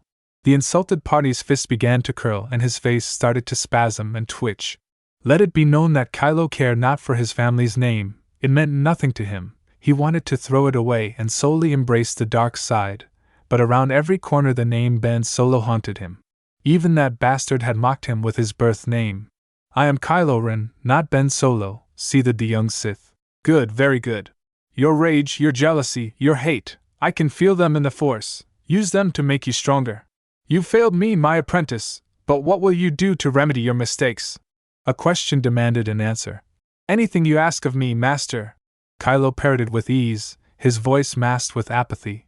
Tell me of what happened on Jakku, my apprentice. Snoke spoke softly, though there was no gentleness in his voice. It was the softness one would expect before a knife was sheathed between your entrails.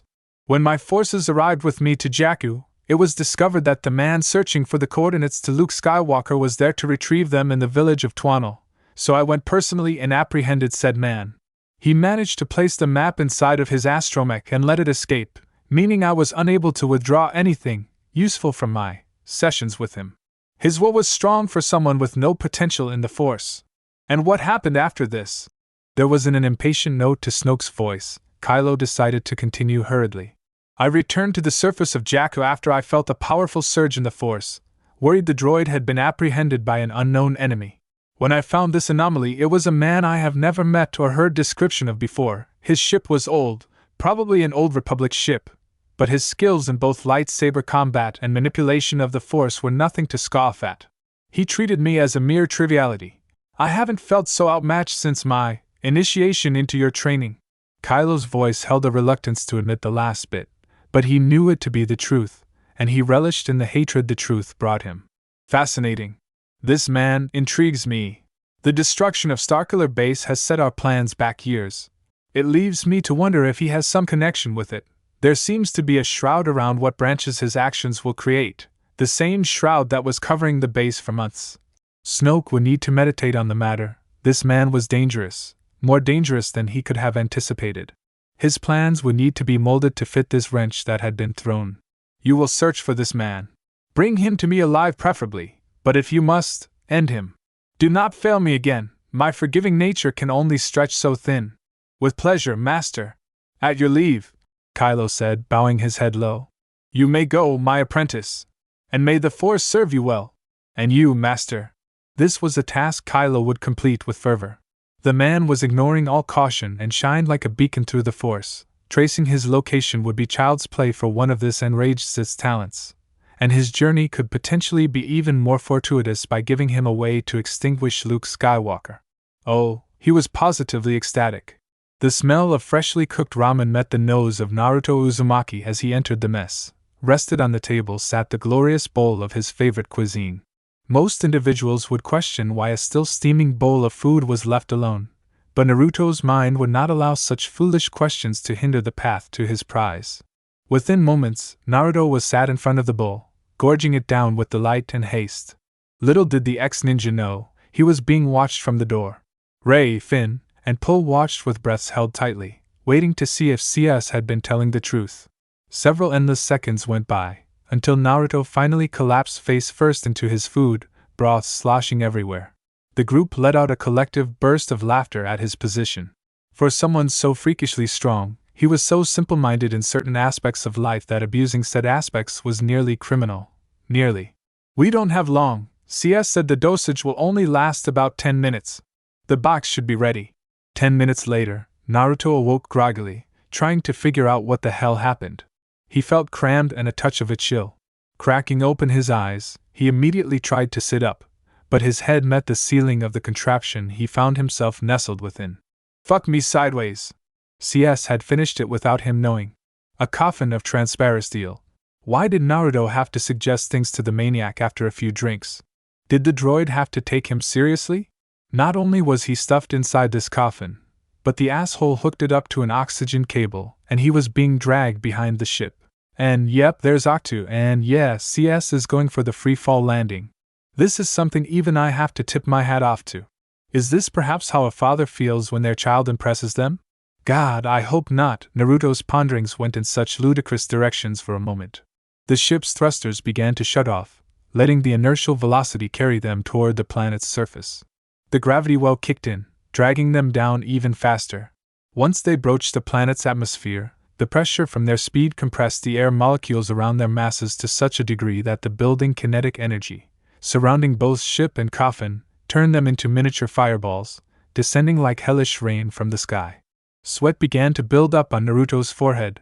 The insides of his uncomfortable vehicle were rising to dangerous temperatures. Fuck this. His fist slammed into the superheated transparent steel, sending cracks through it. Another punch, and it shattered. His body was pulled through the flames as he used his arms to cover his face, adjusting his body to dive headfirst through shards of molten material. When he broke free, he allowed himself several seconds of free fall, enjoying the sight of the massive watery planet beneath him. He glanced to his side and noticed CS had reactivated the ship's power and was maneuvering so it did not actually crash. Directing his body toward the ship, Naruto fell on top of its roof, clutching onto the surface with the ever-handy use of chakra. While they continued to descend, Naruto noticed the small island they were headed towards. He could feel the place was a fulcrum in the force, light atop the island, while darkness lurked in its depths. Ain't that something? I've never felt balance like this. They aren't fighting one another, simply existing in a harmonious cohesion. The Jedi Order began on this planet, risen from the ashes of the Jedi. He could feel the Force calling out to him, whispering wonders about the secrets that dwell on this strange world.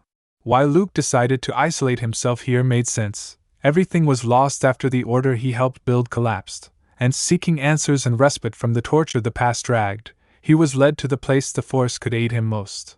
Naruto was dragged out of his thoughts when the ship began to land on one of the islands where it sensed lifeforms, specifically a humanoid life form. Leaning over the edge of the ship, he noticed several small huts on the island, but what dominated his attention was the figure standing in the middle, staring right back at him with an eyebrow raised at his current position. One leap later, and Naruto was on the ground approaching Luke. He wanted to speak to him alone, and the others had been made aware of this several hours earlier. When they were a dozen paces or so apart, they both stared at each other with arms folded over their chests, sizing one another up both physically and spiritually through the Force. Luke was strong, exceptionally so, probably the strongest person in the Force Naruto had ever met other than himself, far more powerful than Ben. No, they were similar in latent talents, but Luke was so refined that their skills were light years apart. If Naruto was a supermassive star in the Force, then Luke would be a red dwarf, perhaps less impressive upon visual inspection, but no less potent in its destructive potentiality. Quite an entrance you chose. Humor laced the words of the old Jedi. Well, it wasn't quite by choice, mind you. My droid has attitude issues, and managed to pull one over on me. Ah yes, droids do tend to have rather strange personalities. I know of an astromech that may get along with your droid swimmingly. Hopefully that is never confirmed. A nagging feeling told Naruto that those words would haunt him. Naruto Uzumaki. He closed the gap and held out his hand with a smile playing on his lips. Luke Skywalker, but I imagine you wouldn't be here unless you knew that, came the amiable reply. He returned the handshake, but studied Naruto closely. Something like that. So, you don't seem surprised to see me. You weren't exactly hiding your arrival, nor your approach. You interest me. One so young and well-trained in the Force, who taught you? A Force ghost. Oh? Whose? Satel Shan. Truly? Do you sense deception? He did not. How incredible. Her life was a fascinating study for me when I was younger. So many accomplishments both before and over her long tenure as Grand Master of the Order. Quite the example to try living up to when I gained the title. I would imagine. She had countless regrets even after death, but she remained strong and waited for me. Apparently, she knew I would come, eventually. The longer one exists, the more they love to embellish their clairvoyance, Luke added with a chortle. Undoubtedly. So tell me, Luke, why are you spending your time here while the galaxy gets put under the First Order's boot? You have actions to take responsibility for. Are you running away like a coward? Naruto whispered the last part, letting it sink into the time-worn man, but his voice was acerbic, displeasure evident at Luke's choice. Luke was not one to be tested. He easily shrugged off the hostility. A heavy sigh released from his chest. The sigh held years of tension and pain he was attempting to unwind. His gaze turned toward the sky above, examining the shifting clouds. War prevailed inside the man. Peace evaded him at every turn, sucking him back into the depths of his horrid choices. Do you know what failing those you care for most feels like? The question was intentionally rhetorical. He imagined one so young had yet to experience the horrors he had been unlucky enough to have been the recipient. I do. I failed every person I cared about. My people are no more, and I watched as they faded into the Force in front of my eyes. Luke stopped and examined the man across from him under a new perspective. He had seen the demise of his people. I guess we both share in regrets. But what have I done but sulk? Here's someone who looked forward instead of being stuck in his regrets. What an odd person you are, Naruto Uzumaki. Who did you lose? Luke was surprised at the question. The faces of all the Jedis he had trained came to his mind, but then they were halted when a beautiful red-headed woman's face came to the forefront, along with the children they had created. The image slowly began to tremble and fade, replaced with their dismembered bodies, Kylo standing over them, eyes glazed a burning yellow, laughing at his uncle's crying figure. Inadvertently, Luke was beginning to lose control of his emotions. The past tried to overwhelm his psyche. But before he could disappear into the hole of his anguish, Naruto placed his hand on his shoulder, and the debilitating feelings began to dissipate from his mind and body. A part of you is broken, Master Skywalker. Part of Luke cringed at the moniker, but it was said with such respect that he let him continue. And it will forever remain so. You and I share in this pain, the shattered self. But these feelings lead to the road of the dark side. You know this as well as I. We must embrace the balance of the Force, rejoice that our pieces are still in play, and we must let the Force use us as it sees fit, don't you agree? Luke felt the first genuine smile in years begin to form on his lips. I do. Maybe I've been waiting for you, like Master Shan. The Force enjoys relieving my uncertainties in strange ways. That seems to be the case for most. The mysteries are endless, though, so at least boredom isn't something we ever find ourselves concerned with. They shared a knowing look, and then Luke turned his attention back to the endless ocean crashing into the island. Help a man growing in his senility with a quandary that has ate at him over the years. I can try. Why did I fail? An outside perspective would be humbling. My own opinions are encumbered with bias. I'll answer your question by asserting one of my own first. Why did the Jedi fall to Palpatine? Because he had plans, contingencies ready for all possibilities. The clones were on his side, key parts of the Senate were in his pocket. The real question is, what didn't he have to bring about their end? Those are all portions of the whole, but the truth resides in how he was able to bring about those manipulations. His master, Darth Plagueis, was exceptionally cunning, and he discovered, along with those that preceded him, discovered a fatal flaw in the order. And that was? The young Force user floated in the air and crossed his legs to get comfortable. He stared off into space for a moment, and then continued.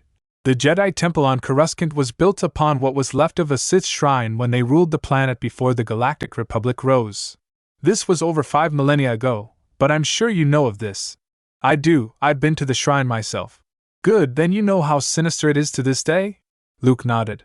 The Sith were aware of this, and they took advantage of the shrine by using it as the nexus for their shroud, the shroud that prevented the Jedi from perceiving the future, blind to what had once been so transparent.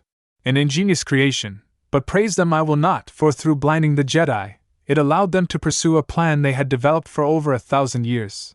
A confused expression crossed Luke's face, so he inquired.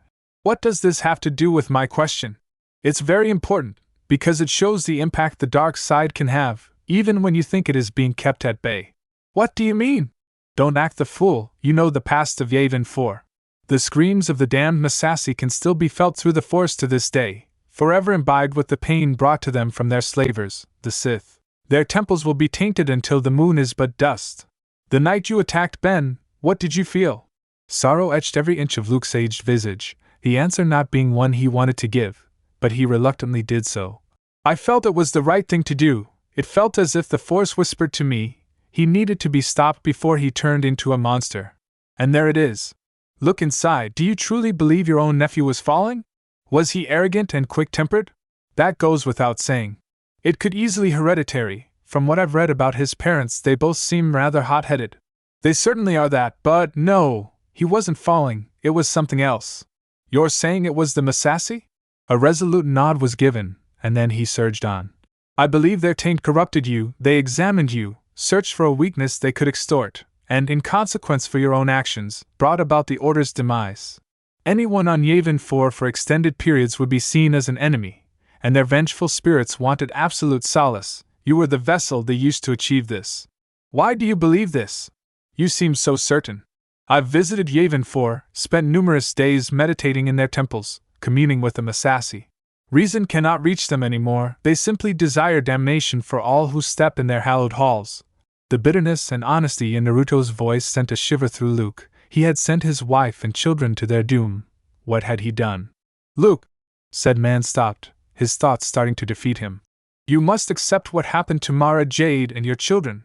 Do you think they would want to see you like this? Would they respect and love the man you've become? What would yourself that saved your father tell you? Stop being an unpleasant shade of the man you are. Help me bring peace to this galaxy. Do you not owe it that much? This boy was crushing Luke. Tears began to slip into his scraggly beard, wetting his grizzled face with a myriad of emotions, all clashing irreverently within him, but he knew him to be right. Luke Skywalker would never have turned his back on the family he had left or the galaxy that cried for freedom. So, then, who was he? His eyes darted around. A small puddle by his foot showed the reflection he hated seeing, but now it was marred with doubt that he would never be the man he once was again. Was this how old Ben felt after Anakin fell, spending those years in isolation? At least Obi-Wan had watched over him. What would his old master think of him now? Tell me what to do, Naruto. Please. His voice was so raspy. When was the last time it had sounded so abused? That isn't for me to do. But I will say this. If you let me stay here, you will get an opportunity to face Kylo Ren. What? He was looking for the map with your location the Resistance had managed to track down. He thought I had them. Joke's on him. I kicked his ass and nabbed it before he could. He's not okay. Luke understood he meant through the Force, not that he had permanently harmed Ben in any significant way. No, he wouldn't be. His heart thrives in the black now. You found the light in your own father. Do you doubt it can be found in your nephew? I don't know. That's difficult for me to answer. How does one forgive for the murder of your own family? Perhaps this was why Jedi moved to forbid relationships. This endless hatred bred by loss is stifling. I disagree. A perplexed look crossed Luke's face, having expected agreement. Those bonds are what make you stronger. They drive you to your highest peaks. To protect them, can they be taken advantage of, used against you in the worst ways imaginable, all to send you to the dark? Of course, but the Force wants us to live. It thrives on life. Why would every living being be connected with it, down to even the smallest organisms, unless this was the case? If we detach ourselves from living, the Force will reject you all the more. The Force only seeks balance. It matters not what we feel, it is simply that we feel. Jedi did a great disservice to the Force when they eviscerated their feelings. Do you want to know what my dream was on my home world? I do. Peace. My world was akin to the Mandalorians of old. Once clans dominated in various warring states, until powerful leaders of the clans began to formulate villages, which lead to countries being founded and borders drawn. Power and war were constants in our lands. Peace never lasted longer than a generation, and tension was always on a knife's edge. But me, a foolish boy of 13, made a promise to his teacher that he would make his dream come true, to bring peace. And I failed him. The woman who held my heart bled in my arms, killed by the man I thought understood me more than anyone in the world, someone who I had sworn to save. And through my anger and rage I ended him, and ended my people. Now, through the Force, I've found what I believe to be the truth. Peace isn't what the Force desires. No, it doesn't perceive peace to be balance. That is a misconception and invention of the Jedi. The Force doesn't truly care about anything, it simply is. What the Force seeks is equilibrium. Conflict must happen for the light to shine, and the dark must thrive to show off its counterpart's luminescence. You don't speak of using the dark side to create this balance, yet most of what you say sounds like the rhetoric of a gray Jedi. True, because I disagree with the gray Jedi. A true Jedi thrives on positive emotions and positive emotions alone. We do not deny that darkness lurks in our heart, for it dwells in all metaphysical beings. We embrace our inner light and let it bind us from the dark. I think I quite like that, actually. In many ways, you remind me of who I once was. Perhaps he rests within, hidden away in some room hoping to escape. I thank you for this conversation, Master Uzumaki. Naruto beamed at Luke. He was a man Naruto truly respected, someone whose story was still sung across the galaxy, even if done privately in present times. The future was murky, but he now had another ally, a powerful one at that, to aid in his quest. While Naruto was having his conversation with Luke, Poe had gone to the secure holoterminal in the tail end of the Foxpaw to make contact with Leia. How he dreaded this conversation. He had been more than happy to agree to raise prank on Naruto, anything to prevent him from this. Alas, even the most undesirable of tasks must be completed. Few women frightened the hardened ex-smuggler, but one well-placed glare from the Alderaanian was enough to tighten the back of any man's breeches. Time for him to bite the blaster. He inputted his personal identification codes into the terminal, waiting to receive confirmation for his transmission to go through. When he was green-lit to go, he prepared himself, breeches and all. The perturbed hollow body of Leia Organa appeared in the center of the holoterminal, full-sized and in all her semi-transparently bluish glory. Great, just great, Poe frustratedly let out in his mind. Tell me, Commander Dameron, do you consider my orders a suggestion or do you receive pleasure from persistently committing yourself to direct insubordination?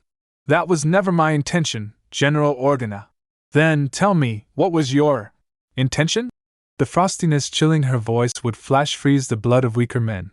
Luckily Poe had been led by Zora Bliss, and Leia was scary, but no woman he had met could hold a candle to the fear-inducing she-devil who was Zora fucking Bliss. I had every intention of returning to base when I got my hands on the map to General Skywalker's location, but I was intercepted and captured by Kylo Ren. Poe watched his general's jaw clench minutely. He spent hours trying to extract information from me, but I managed to escape with the help of a now defected stormtrooper. We crashed back onto Jakku, where I awoke and was saved by a man. And who is this man? I can't say. Can't or won't? Can't. I gave him my word that I wouldn't reveal his identity. Not only did he save my life, but he had my astromech in his possession, and then decided to take us to General Skywalker's location. You let an unknown make his way to Luke? What are you thinking, Commander? No, you're not thinking. I have half a mind to sign your discharge forms right here and now. Try and convince me otherwise, I beg you. Yeah, you certainly sound so desperate to hear my reasoning. What I will say is that this man is not one to be underestimated. I have witnessed unbelievable things in the 2 days I've been around him, something I'm sure you can relate to with who your brother is, General. The not-so-subtly dropped hint was understood easily. He has shown no hostility to the Resistance, and seems entirely set on bringing down the First Order. There's something else. What is it? I believe he had something to do with the destruction of Starkiller Base. And why would that be? I'm not sure, call it my gut instinct. When I read about it on the holonet, he seemed disinterested, almost too disinterested. And there was a look in his eyes, like a long and well-thought-out plan had bore fruit after tireless hours of labor. Also, I imagine you extrapolated it from what I said before, but he is definitely force-sensitive and extraordinarily powerful. Would he be willing to join the Resistance? That I'm not sure about. I brought up the idea to him. He shot it down, not wanting to be used for his powers. I have a feeling he will help, but he wants no part in being a cog in the system. He will be a system unto himself and outside of our own. I'll think about what you've told me. Consider yourself lucky. I seem to no longer find myself filling out my holopad, Commander. Thank you, General.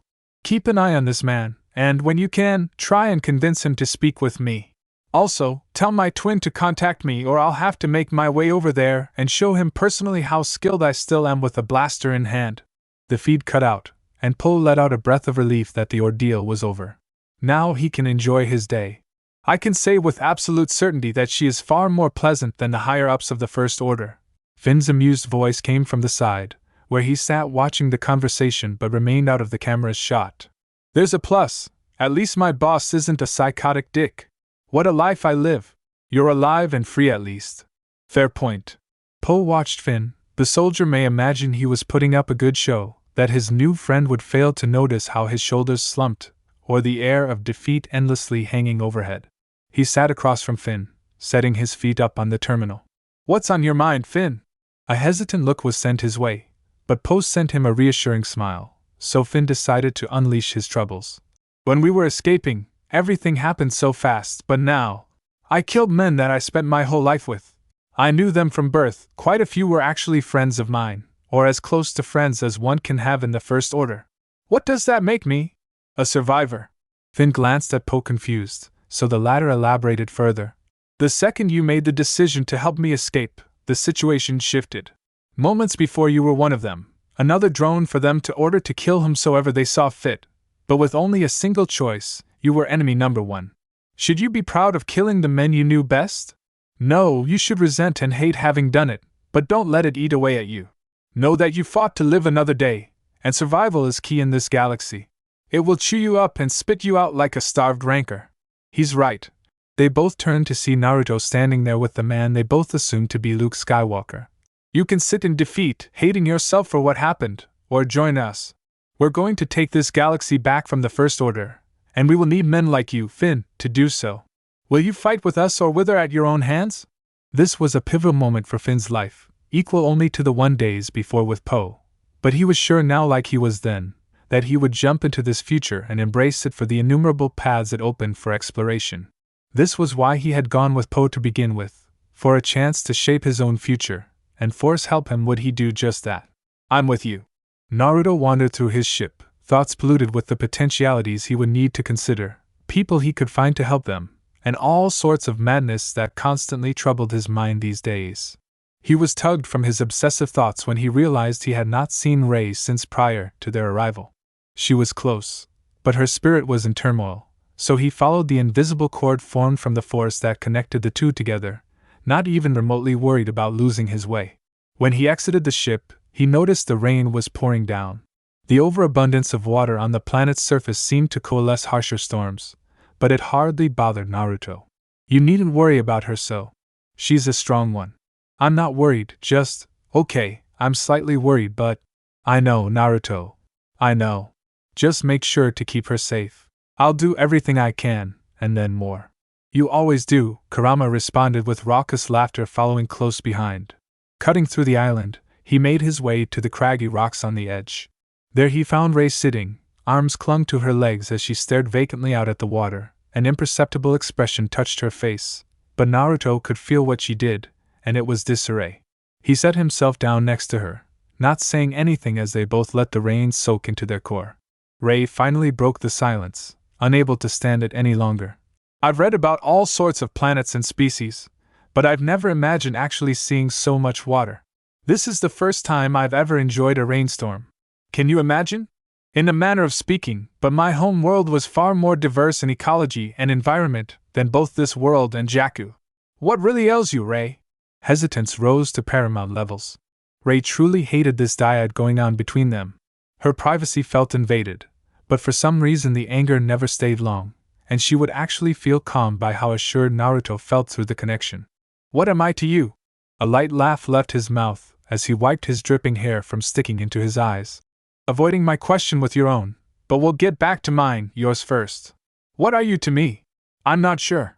At first I thought you were a figment of my imagination, a distinct impression that would vanish whenever I thought you were within my vision, forever out of reach but always fleetingly visible. You know by now that you share many similarities with Haku in your appearance. But you should know, you are not a replacement for her. Hell, I don't even know if anything will happen between us. Just because there's a dyad doesn't mean we have to feel something romantic for one another. If it leads us down such a path, that is the way it will be. But to answer your question directly, you are hope. A hope that the Force gave me to repair my brokenness, someone I am utterly incapable of being dishonest with, and who would be able to look at me without judgment, resentment, or hostility impairing your gaze to what lies in my past. You, Rei, are beyond special to me, and I know you will help save not only me, but this entire galaxy. So I ask again, what ails you? Tears streamed down Rei's face, obscured by the rainfall, but his words had touched her. She had never felt such a responsibility for another person, to help not only be their anchor in life's perpetually tumultuous storm, but to also feel as if she had someone else in return. She would try her best to help him, just as he had helped her throughout the years, always there to encourage during her lonely journeys on Jakku. But how does she expose her deepest fear? The insecurity that ate away at her since memories formed. Then it clicked. He had made it clear, he would not judge her, she knew he would never do so. Is there something wrong with me? My parents, they left me on Jakku, sold me when I was just a little girl. Why would they do that? Was I too much trouble? Were they addicts looking for credits to get their next fix? No matter how much time goes by, I can't accept being kept in the dark to the answers. Sometimes the truth is hard to swallow, and it often is kept hidden to protect us. Let me tell you about the birth of another child in the galaxy at large. His story begins with his parents. His father was the leader of the village he lived in, respected and feared throughout the land for his deadly abilities when he stepped on the field of battle, capable of decimating entire battalions on his own. This man was Minato Namikaze. His mother was one of the last remaining of her clan, a beautiful woman with a fiery personality, someone tasked with housing a potential calamity. This woman was Kushina Uzumaki. Both names were said as if they were sacred to his tongue.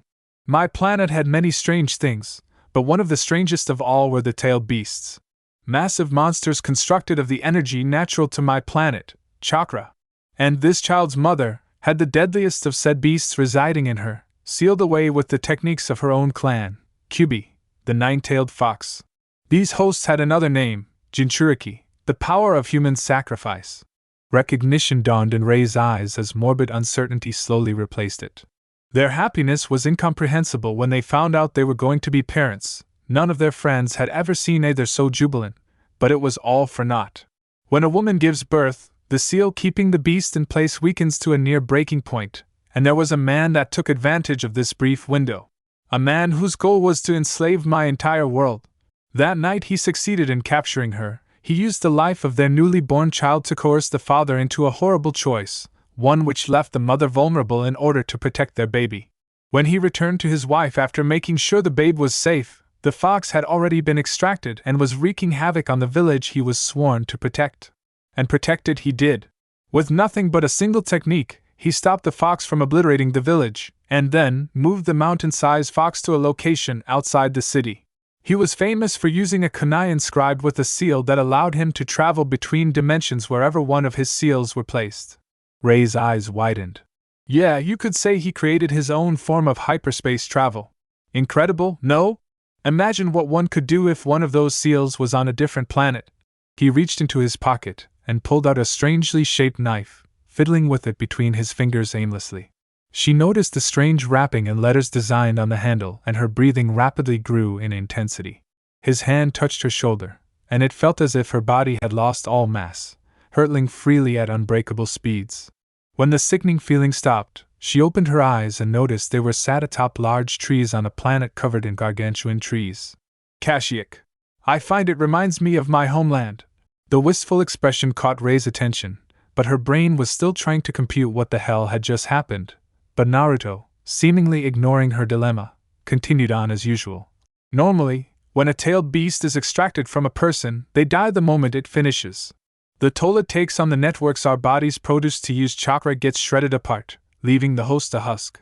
However, this woman's family was not only famous for their seals, but their immense vitality, often granting longer lives, faster recovery time when injured, and other useful biological crap that goes over my head, so, miraculously, she managed to survive the extraction. Her husband brought her to their child and left her alone to face the man responsible. Once he had made sure the assailant was no longer a threat to his village and family, he turned his attention to the fox. Minato Namikaze was a man willing to sacrifice anything if it meant protecting his village. It was the dream he had as a child. He would do whatever it took to keep the citizens safe. He retrieved his wife and newborn, bringing them to where he brought the Kyuubi, and with the help of his wife, managed to bring the raging beast to a standstill. The issue was what to do with it. His wife was too weak to have it resealed. If she were to die with it inside her, it simply would reform over the next months or maybe years, but it would return. Sadly, knowing there were no other options, Minato chose the only option he had: place his hopes in his son. Naruto Uzumaki, Rei whispered. Her voice began to quiver as she realized what she had seen the night before. Yep, yours truly. Both of them gave their lives for me that night. Do you know when I found out who my parents were? No, but I imagine you'll tell me. She tried to joke, but it was clearly a poor attempt when her voice sounded so pitiful from the story digging into her, and the fact that she found herself in a tree thousands of feet above a planet's surface that had dangerous indigenous creatures that would love to feast on their flesh did not help either. Too true. I was 16. It was only a little more than 4 years ago. Strange, right? Such a famous father, not only that, but I look like his damn twin, and no one noticed? Well, those who knew kept it to themselves. My father was infamous in other countries. I imagine it was a means to keep me protected. Why did I tell you this story? Rei nodded, her head tilted slightly, still damp hair clung to the sides of her face. Because sometimes the answers are horrible.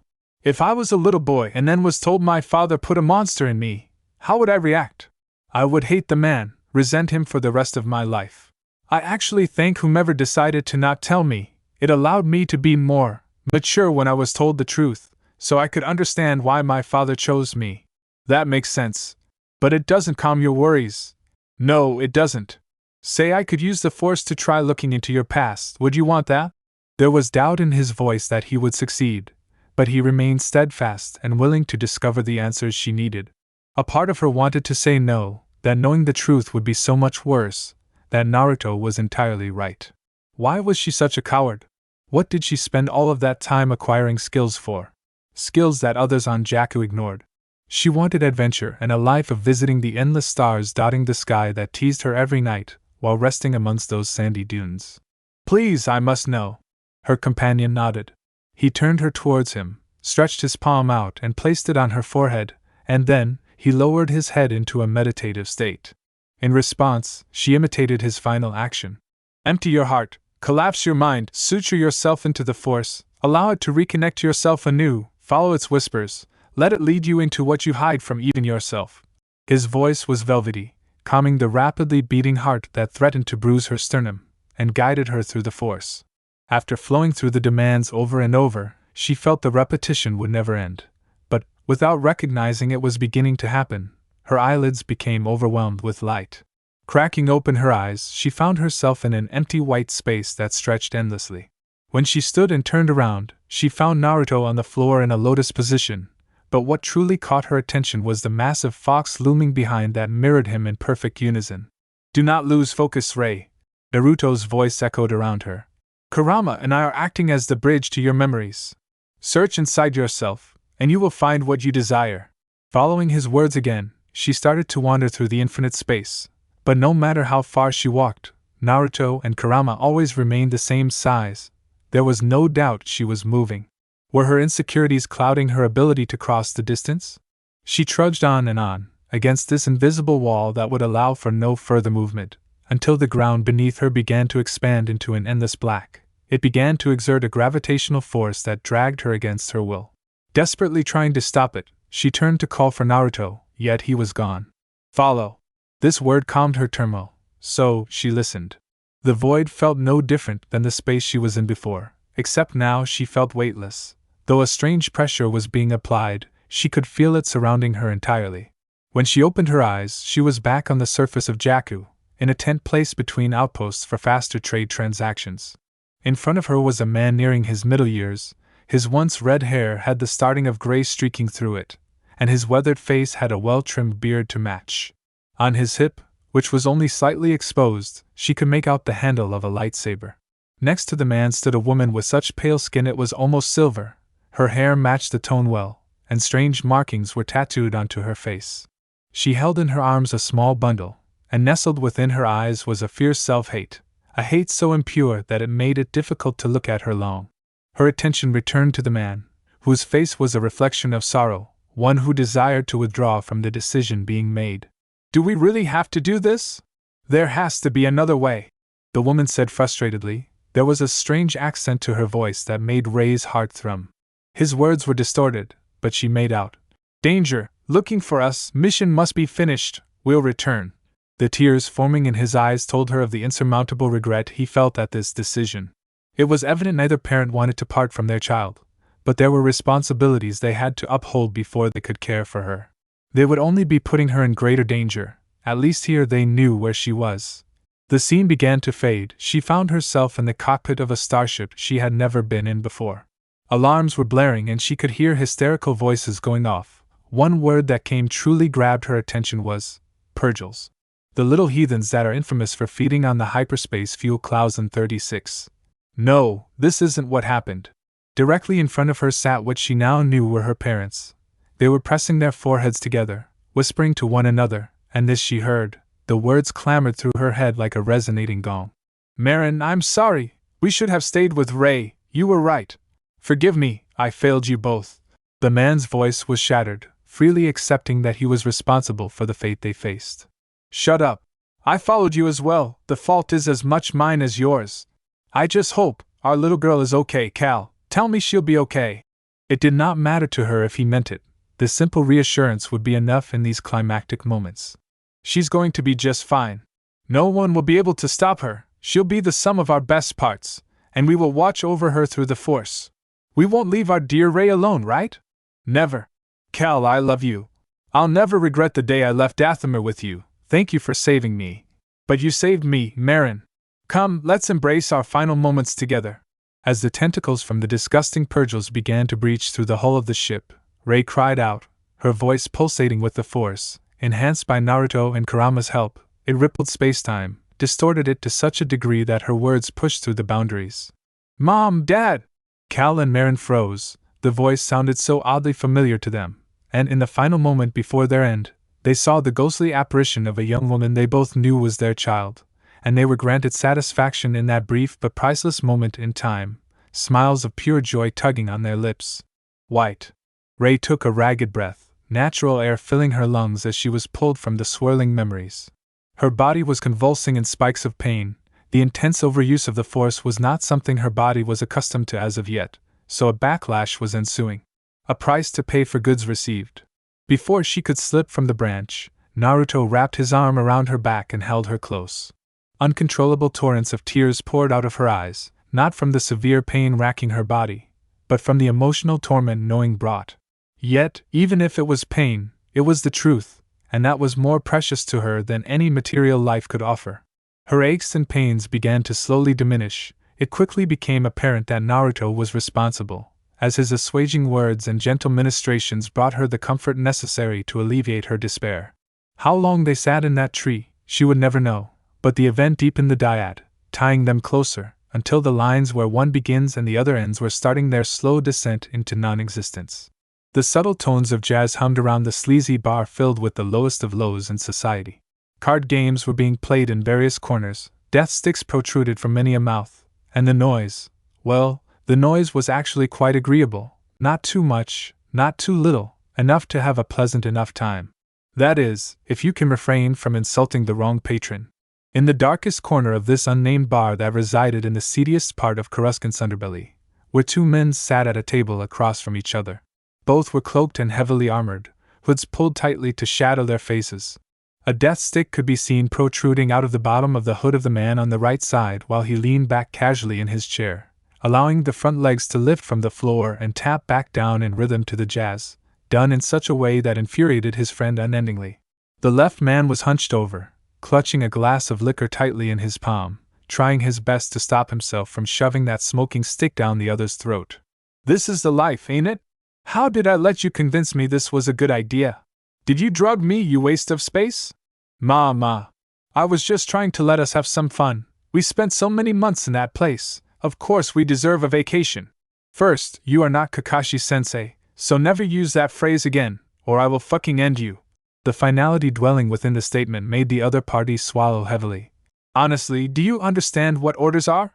And you are aware that our existences are mere extensions of the origin. Why do you have to play this game? Game? You know perfectly well that we are more than extensions." His counterpart's tone had taken a complete reversal, no longer possessing its jocular nature. "We are everything he is. Yes, we may not bleed, but do I not feel the same as him? Get the gamabunta-sized stick out of your ass and live a little. Our lives are typically shorter than real clones, and from what the Clone Wars showed us, clones are much more than tools to be commanded and allowed to die without remorse. Do you think Origin, who not only split part of his chakra, but the very force that makes up his cells, to allow us life, for the sole purpose of death? No, he was aware that by sacrificing the force, he wouldn't get it back. Imagine this. Did he want to see if we would follow or if we could be individuals?" Silence prevailed between the two, one taking a long drag from his toxic smoke, and the other mulling over what he had been told. "Perhaps you're right. Damn straight I am. So, should we think of some names? I can be Minato and you Kushina. Ha ha ha. Your humor is, never mind. Names aren't a bad idea though." A smile grew on the man's face. "Oscar," pointing to himself. "Maverick," indicating to the other. Amusement colored Maverick's face. "Oscar? Where did you get that from?" Hashirama let light chuckle, before waving a waitress over to bring him a drink of his own. "Because I felt like it. Do I need another reason?" "No, but now you sound so plain. And Maverick, what are you trying to say?" "The connotation should be rather apparent, my foolish friend." When his drink arrived, he raised it in the air. "To the future! The future!" Maverick concurred, both drowning the alcoholic beverages in a single gulp. The door of the establishment opened and a hooded figure entered. Said figure noticed the two in the darkened corner, and they lively made their way to the pair. Tapping Oscar on the shoulder got the man's attention, which quickly lit up in recognition. "Did you retrieve the information?" "I did. And how much will it cost this time?" "Triple." She set a datapad on the table. "You're fucking with us, right?"